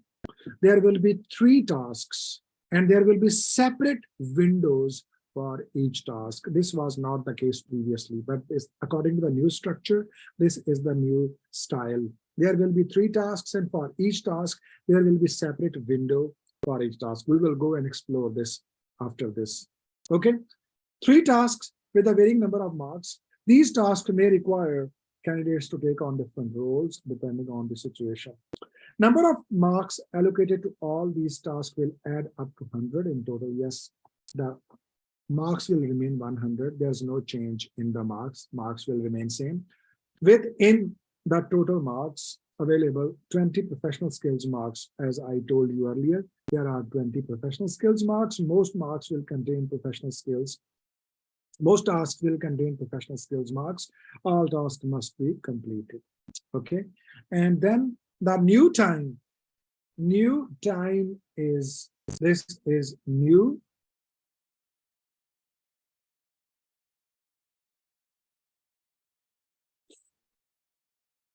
Three hours and 15 minutes. Or now the exam is, previously it was 4 hours, now 3 hours and 15 minutes duration, but this includes reading, planning, reflection time. This time can be used flexibly at any time during the exam. Yes, but yeah, when you will be writing exam, you will have to develop this skill of how to read, plan, and reflect. This is called PRRT. Okay, RPRT. So this is the change. This is new exam structure of the SBL paper. All right, let's go and explore how this all will work. So first, I am going to take you on the tour of specimen exam, like how the pre-scene material will look like. As you are now already aware, there will be pre-scene material. There will be pre-scene material. So let's explore how this pre-scene material will look like. So this is the specimen 1 exam that is available on the website as well in the pre-scene material.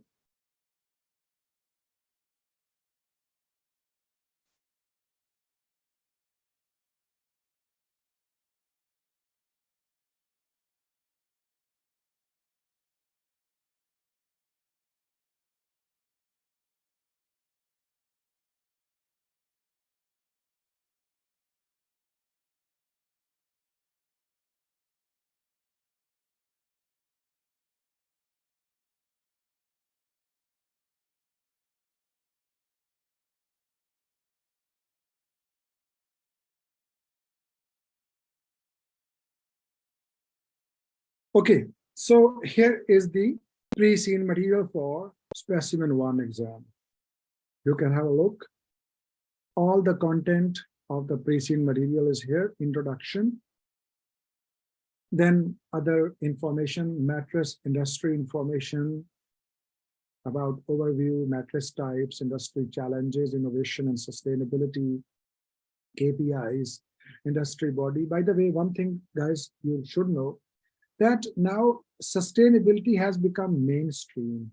Sustainability has become mainstream. Even there are several small changes to the SBL syllabus, small changes. But interesting thing is that all those changes, or most of those changes, are in the context of the sustainability. So sustainability has become a mainstream component of the SBL. Or you can think that SBL and sustainability are now interconnected with each other. So then number two section is about mattress industry information. Number 3 is about the company PSS itself, its background, its ownership, its board structure, information system, products, suppliers, manufacturing, distribution, risk, all that information. Number 4 is about PSS website. And number 5 is about financial information about selected summary.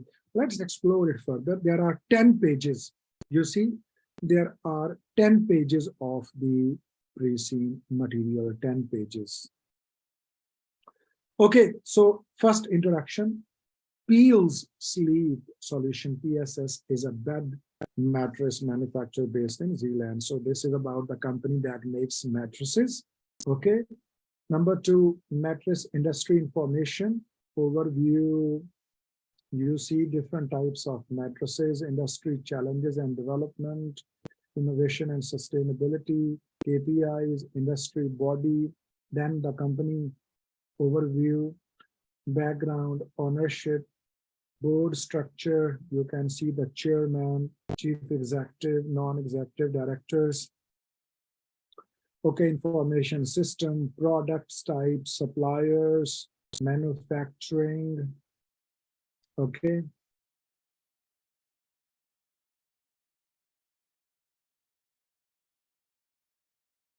Manufacturing, then distribution,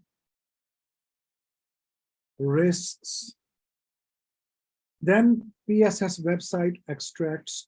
So this is the website page. Okay, Peel Sleep Solutions, our mission, quality, innovation, customer service, sustainability, employee welfare, ethics. And these are the values. These are called values of the company. Understand? So values are here. Then PSS financial information selected summary. So here you are given the financial information. Their graphs are given. These are called line graphs. Okay. So, bar charts. So the different bar chart is given, revenue chart is given, gross profit is given, gross profit, operating profit, rows is given, number of return per 1,000 DTC sales are given, trade receivable days are given. So here you can see something in a quick, shortest way. If you want to look at the financial performance, quick summary, quick insights. Okay, so you can see that revenue is increasing, gross profit also increasing. All right, then operating profit, you see operating profit is shrinking. Operating profit is shrinking. Okay, rows also declining. Got it? I'm just giving you a quick insight. Number of returns per 1,000 DTC sales. Return has increased, means something alarming This is called non-financial. This is non-financial data. Returns has increased. There is some kind of indicator or indication of poor performance. Receivable days has also increased. Understand? So you can see here some quick insights about the problem. All right. Okay. So this is all about the pre-seen material. Pre-seen material. Guys, are you clear on how pre-seen material will look like? My dear, are you clear on how the pre-seen material will look like?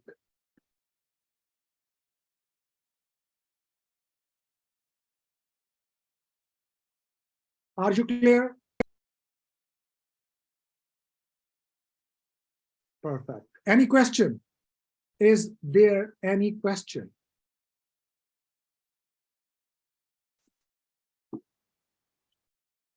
Okay, now we are going to explore how this will be presented in the exam, or how exam will look like. Okay, let's go and explore the exam.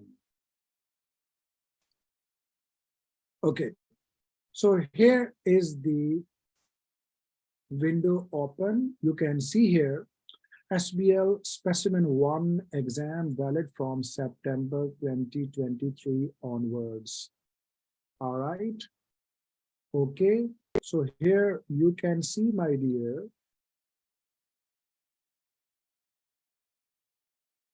you can see here the this is just all as the previous style symbols like currency and the different colors for highlighting. Then there is a strike through. If you want to strike through any information, calculator is here. Okay. So calculator dashboard is, I think, changed. Scratch pad, if you want to take some notes, you can take notes here. All right. And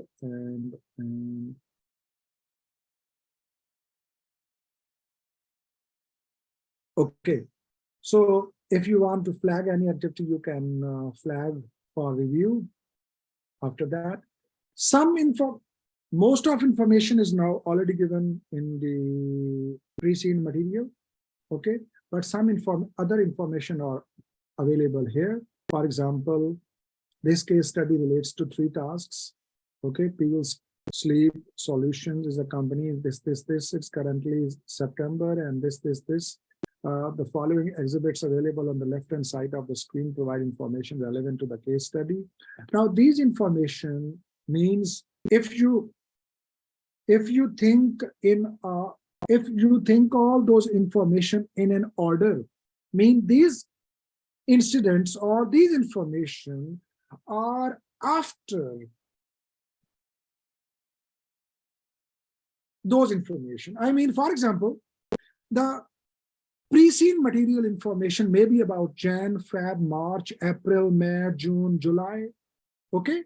After that, what has happened within the organization? So here are the latest information. You can see here, it is currently September 20, X3, following exhibits. So contract terms to supply that matrices, proposed contract terms for this. Number 2, staff survey results, extract from a board discussion on the results of the recent staff survey. Number 3, email from the human resource material director, staff training and development. Number 4, email from the finance director, issues identified by the audit and risk committee. The pre-seen material which you have already used to familiarize yourself with PSS and the industry in which it operates is also available on the left-hand side. The above information should be used to answer each task within your chosen response option. All right, so this is the first window. After this, these are the further information. Okay, contracts, terms to this, then this number 2, and this. Here is, if you want to have a look into the pre-seen material is provided here again. All those information from the preceding material we have just looked at. Okay, all those information is available here in the preceding material. Then here is now task 1. This is the difference in the new paper style and the old paper style. In old paper style, all these tasks were in just this window, one window. But according to the new exam format, this is not the case. This is task 1. So if you look at the task 1, this is task 1. Okay, let me expand it. This is task 1. So in task 1, you see 34 marks for this task. Part A is about prepare a report for the board of directors, which evaluates the opportunities and challenges which PSS must consider. So 16 marks for part A. Professional skills marks are available for demonstrating analysis skills and considering the most significant factors affecting 4 marks for this. So total marks for task 1A are 16 plus 4, 20. B, prepare 2 presentation slides with accompanying notes which can be presented at the next board meeting, which explain actions that PSS will need to take to comply with EMAS. EMAS. EMAS is a environmental management system, part of the SBL syllabus. So explain actions which PSS will need to take to comply with EMAS, and 2, outline the key areas which should be included in its environmental policy. 10 marks. Professional skills marks are available for demonstrating communication skills and clarifying the most relevant information to the board.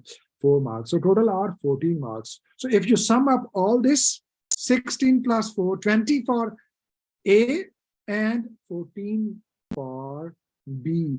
So total are 34 marks.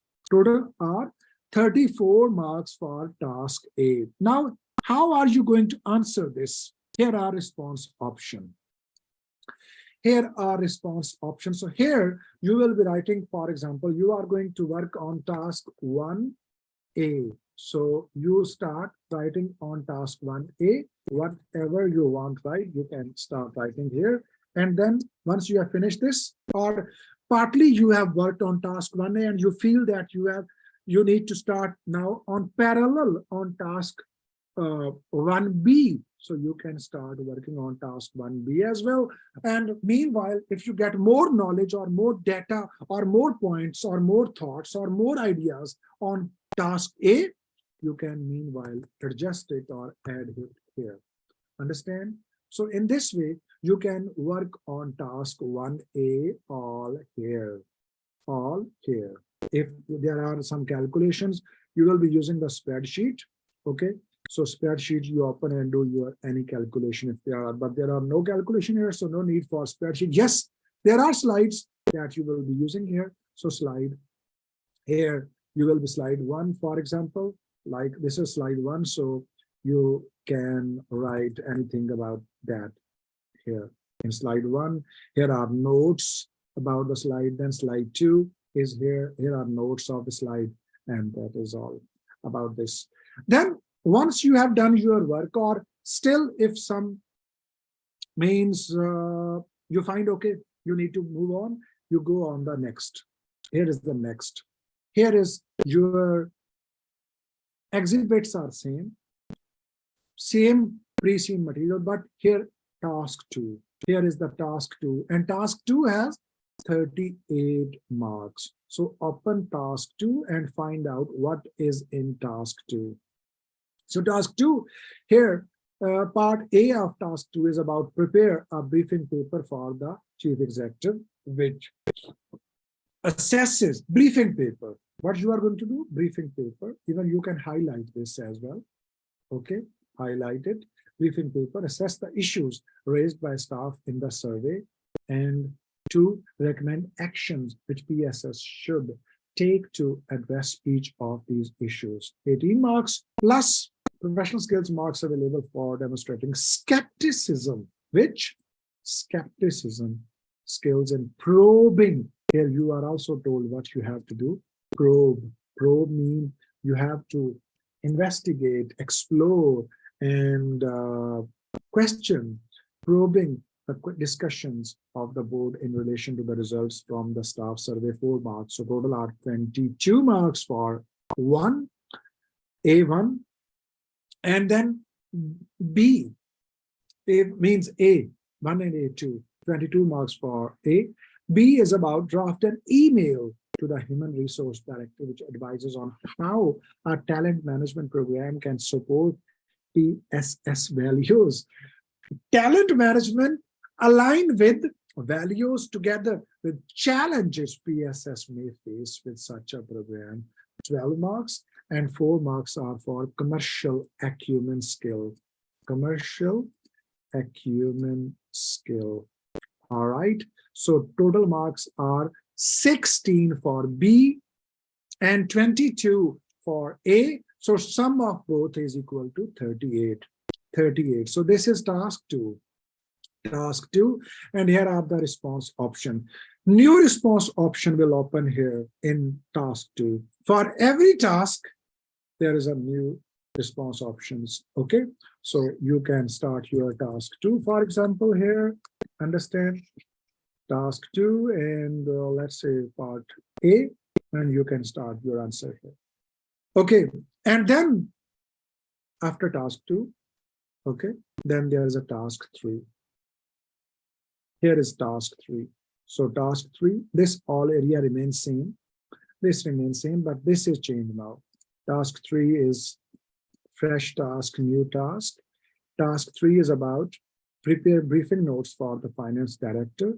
With A1, discuss how PSS could benefit from analyzing and using data from online customers and websites visitors.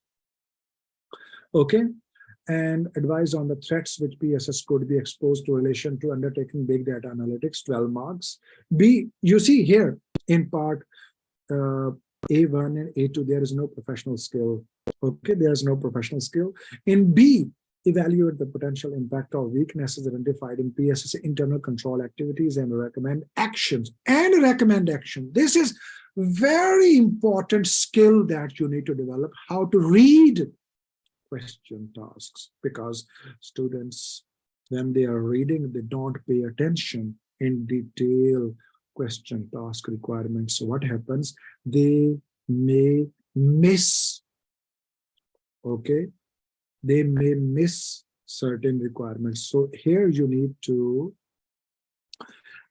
I normally suggest my students to copy this,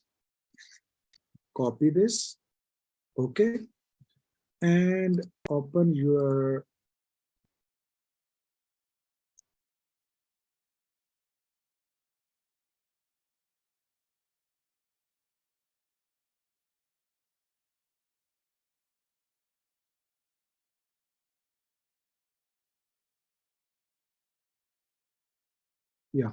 so copy the question requirements and paste in the response option. So here, what you can do, evaluate potential impact of the weaknesses identified in PSS internal control activities and recommend action. So what you can do, first, you can identify the, this is about impact, means weaknesses are already identified, but you have to focus on impact of weaknesses.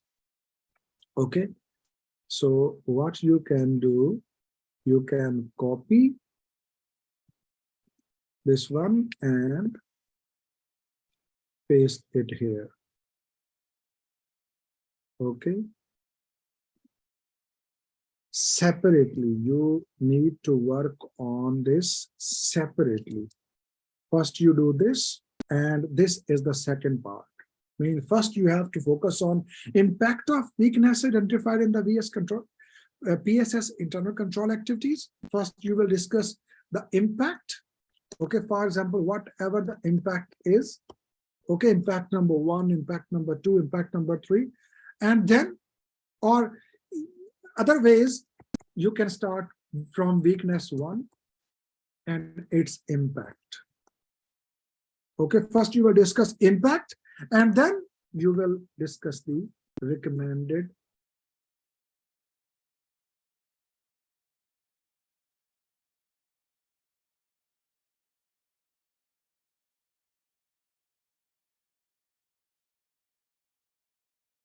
recommendations or recommended actions.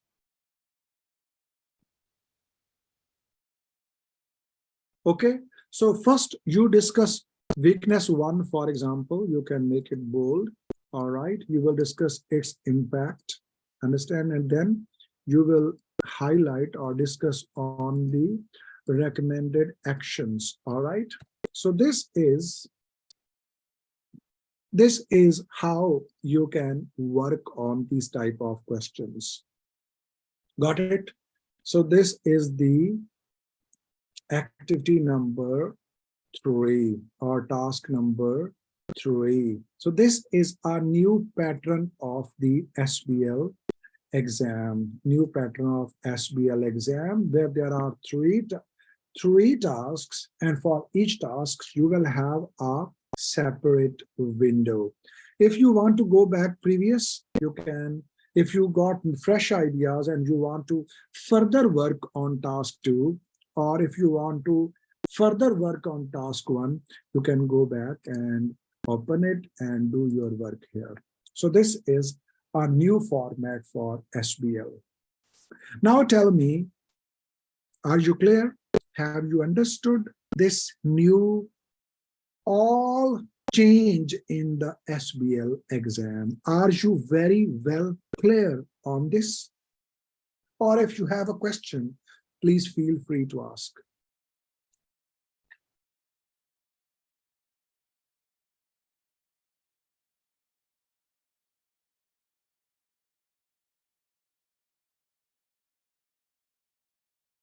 Are you clear now about the new SBL paper or SBL exam structure? Are you clear?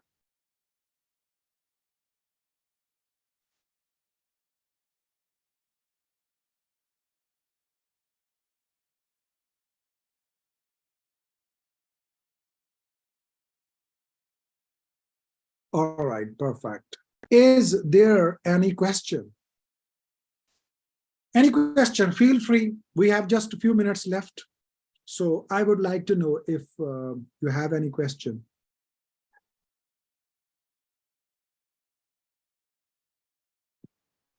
Anything in your mind you want to ask about the syllabus? We have discussed detailed syllabus. We have discussed now exam format. So before we close the session, there are a few things that you need to understand very well, clearly. First of all, this is a very different paper. You have already seen that this paper is unlike other papers, very different style. So you need to develop new mindset. This paper requires a different set of skills to learn to pass. First point that you need to make sure from the day 1 means you need a different mindset. This is not like other papers. This is a very different paper where there will be a lot of information, so much information. You already have seen there is a pre-seen material that 10 or 11 or 12 pages. Not necessarily it is 10 pages, but it may be 13, 14, 15 pages pre-seen material. There would be a lot of information in that. And then when you 2 weeks before you are provided, so you have to go through all that. You have to make sure you understand each line, each paragraph, each information that is given in the pre-seen material. Then you go into the exam, and in exam there are 3 different tasks, and each task you have a different role to play. So for this, you have to prepare accordingly. You have to prepare accordingly. There will be a lot of information, and you have to prepare. You have to practice. You need to develop different mindset. So the best way is start from the day 1. The ideal framework is start from the day 1 instead of waiting. You know, time passes very quickly, and the same time passes within exam very quickly, believe me. This 6 months of time we are starting, this is July 8 today. This July, August, September, October, November, this time will fly very quickly, I can tell you. you plan, and you need to follow a disciplined approach. Yes, just note it, write it down. To pass SBL is not difficult. It has become even easier now with pre-seen material. It has become relatively easier now to pass. This is not difficult paper, I can tell you. Not difficult, I can tell you. But you need to follow a disciplined approach. From day one, you set aside a certain amount of time for your SBL preparation every day. Just like as if you want to have your fitness, if you want to improve your fitness, what you need to do? Tell me. If anyone want to lose weight, what that person need to do? Can anyone respond? For example, if I have to lose my weight, what I have to do? What I have to do? I have to follow a discipline approach. I have to follow a discipline approach. Yes, on the one side, exercise, but do you think exercise is sufficient? Do you think exercise is sufficient? I have to also parallel work on my diet as well. Is it correct or not? Healthy eating, yes. I have to work on my eating as well. I have to stay away from those foods that add fats. I have to stay away. This is also discipline. This is also discipline. I have to avoid those foods that add to weight. I have to daily go for either gym or walk or jogging or doing at home, whatever. But for example, I have spare 20 minutes on exercise. I must have to do 20 minutes. Same approach goes for your exam and your professional career as well, your learning, your education as well. Same approach, literally same approach, discipline approach. You have to set aside 20, 30 minutes in the beginning. I say 30 minutes are more than sufficient. 30 minutes from day one. Later, next class, I will guide you how you will be using those 30 minutes. So 30 minutes you have to set aside. Okay. Working on different questions, working on notes, working on knowledge, working on newspapers, magazines, expanding your awareness, learning, training, all that you have to do. I can tell you this will transform your mindset just after 1 month or 2 months, I can tell you. Okay. But if you will just linger on, if you will just think that, okay, I have a lot of time, I will be doing it later, literally this would not be managed, I can tell you. If you will wait that, okay, I have a lot of time, I will be waiting for October or November, no, this would not work. You have to follow discipline approach. Now you are clear that you are going to take exam in December. So when you are clear that you are going to take exam in December, now there's no other doubt. You are clear, you have to pass it. There's no other doubt. You got your destination. You got your goal. You got your target. Now start working for that. All right. So this is all. What else is left from our today introductory class? This I already have discussed with you. So there are a few things that you need to follow.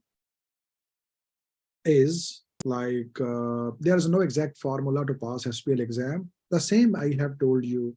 You just have to follow a discipline approach. Discipline approach from day one. Initially, I am not asking you many hours, 30 minutes every day. And imagine 30 minutes every day you are spending. Your target is clear now. Your target is clear. Your goal is clear. What is that? You have to succeed.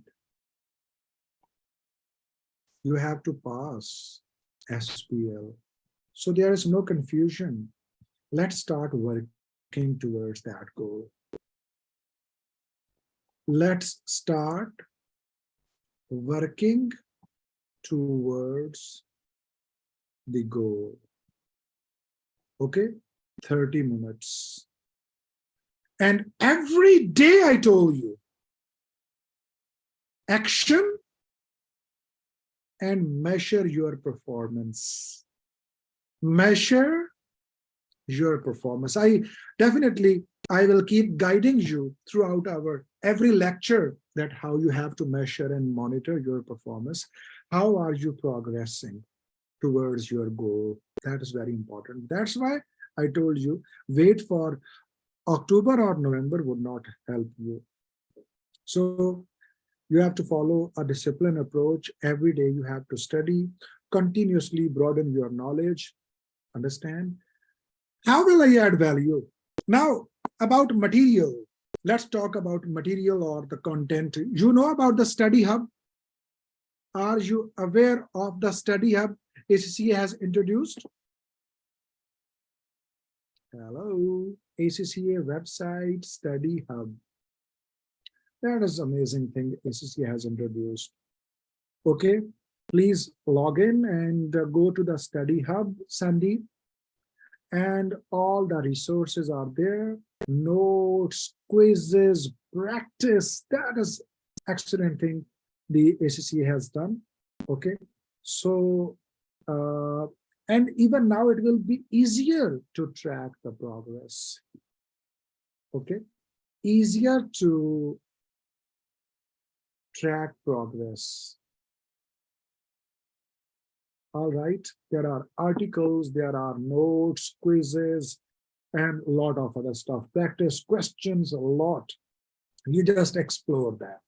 Okay, what I will be doing on my side, I will make this paper easiest for you. I will make learning easiest for you. I will help you broaden your knowledge with the latest industry examples. We will be discussing latest economy, industry, business, sector, organizations. We will be covering all that, making this course a kind of very enriching for you. I can tell you, after this 4 months of the course, you will feel the difference. I can tell you, you will feel proud of choosing this course. I can tell you. But the condition is if you will follow all the guidelines, instructions, and this discipline approach. Okay, so I will help you develop structured approach to pass the exam. I will help you to how to read the scenarios and grasp the important information and develop insights. I will help you how to connect the dots and information. I will help you how to read and analyze the tasks. I will help you how to make effective communication, okay? Writing, improving your writing skills, how to structure and draft the answers and grow your communication, avoiding mistakes, and how to manage time. Time management is a very important skill, and start day one. The only way is to start day one. Don't procrastinate, don't wait, or don't linger on.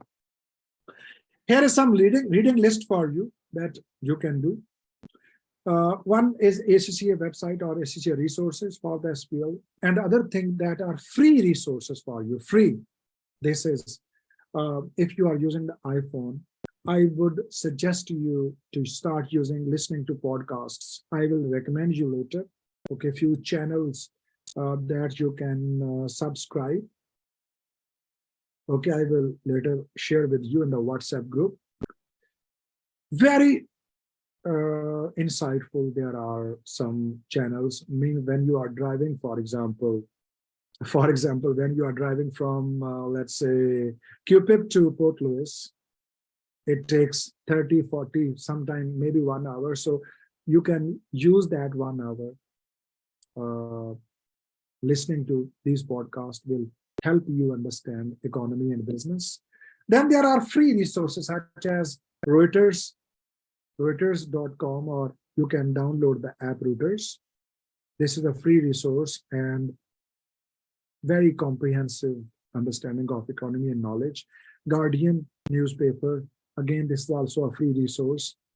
Other paid resources are Bloomberg, Financial Times, Economist. So I would suggest just download their apps and just go through the news headlines to get to know what is going on in the world of business and economy. And if you want more detailed, enriching resources, then there are McKinsey, BCG, and PwC Business Research Insights. You can have amazing latest research, surveys, directors, CFOs, CEOs, interviews, and get to know about what is going on in the world of business and economy.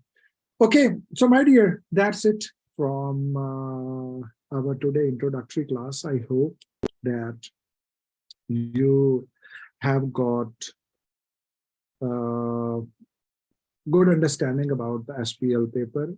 I hope you have got to know that this paper is not difficult. It is not difficult, but it requires a mindset, a skill, a disciplined approach from day one to pass this paper. All right, thank you very much, all of you, for choosing this class and joining the course. I hope you enjoyed. I hope you have already get to know my teaching style, and you will have a lot of enriching and interesting insights in our coming classes.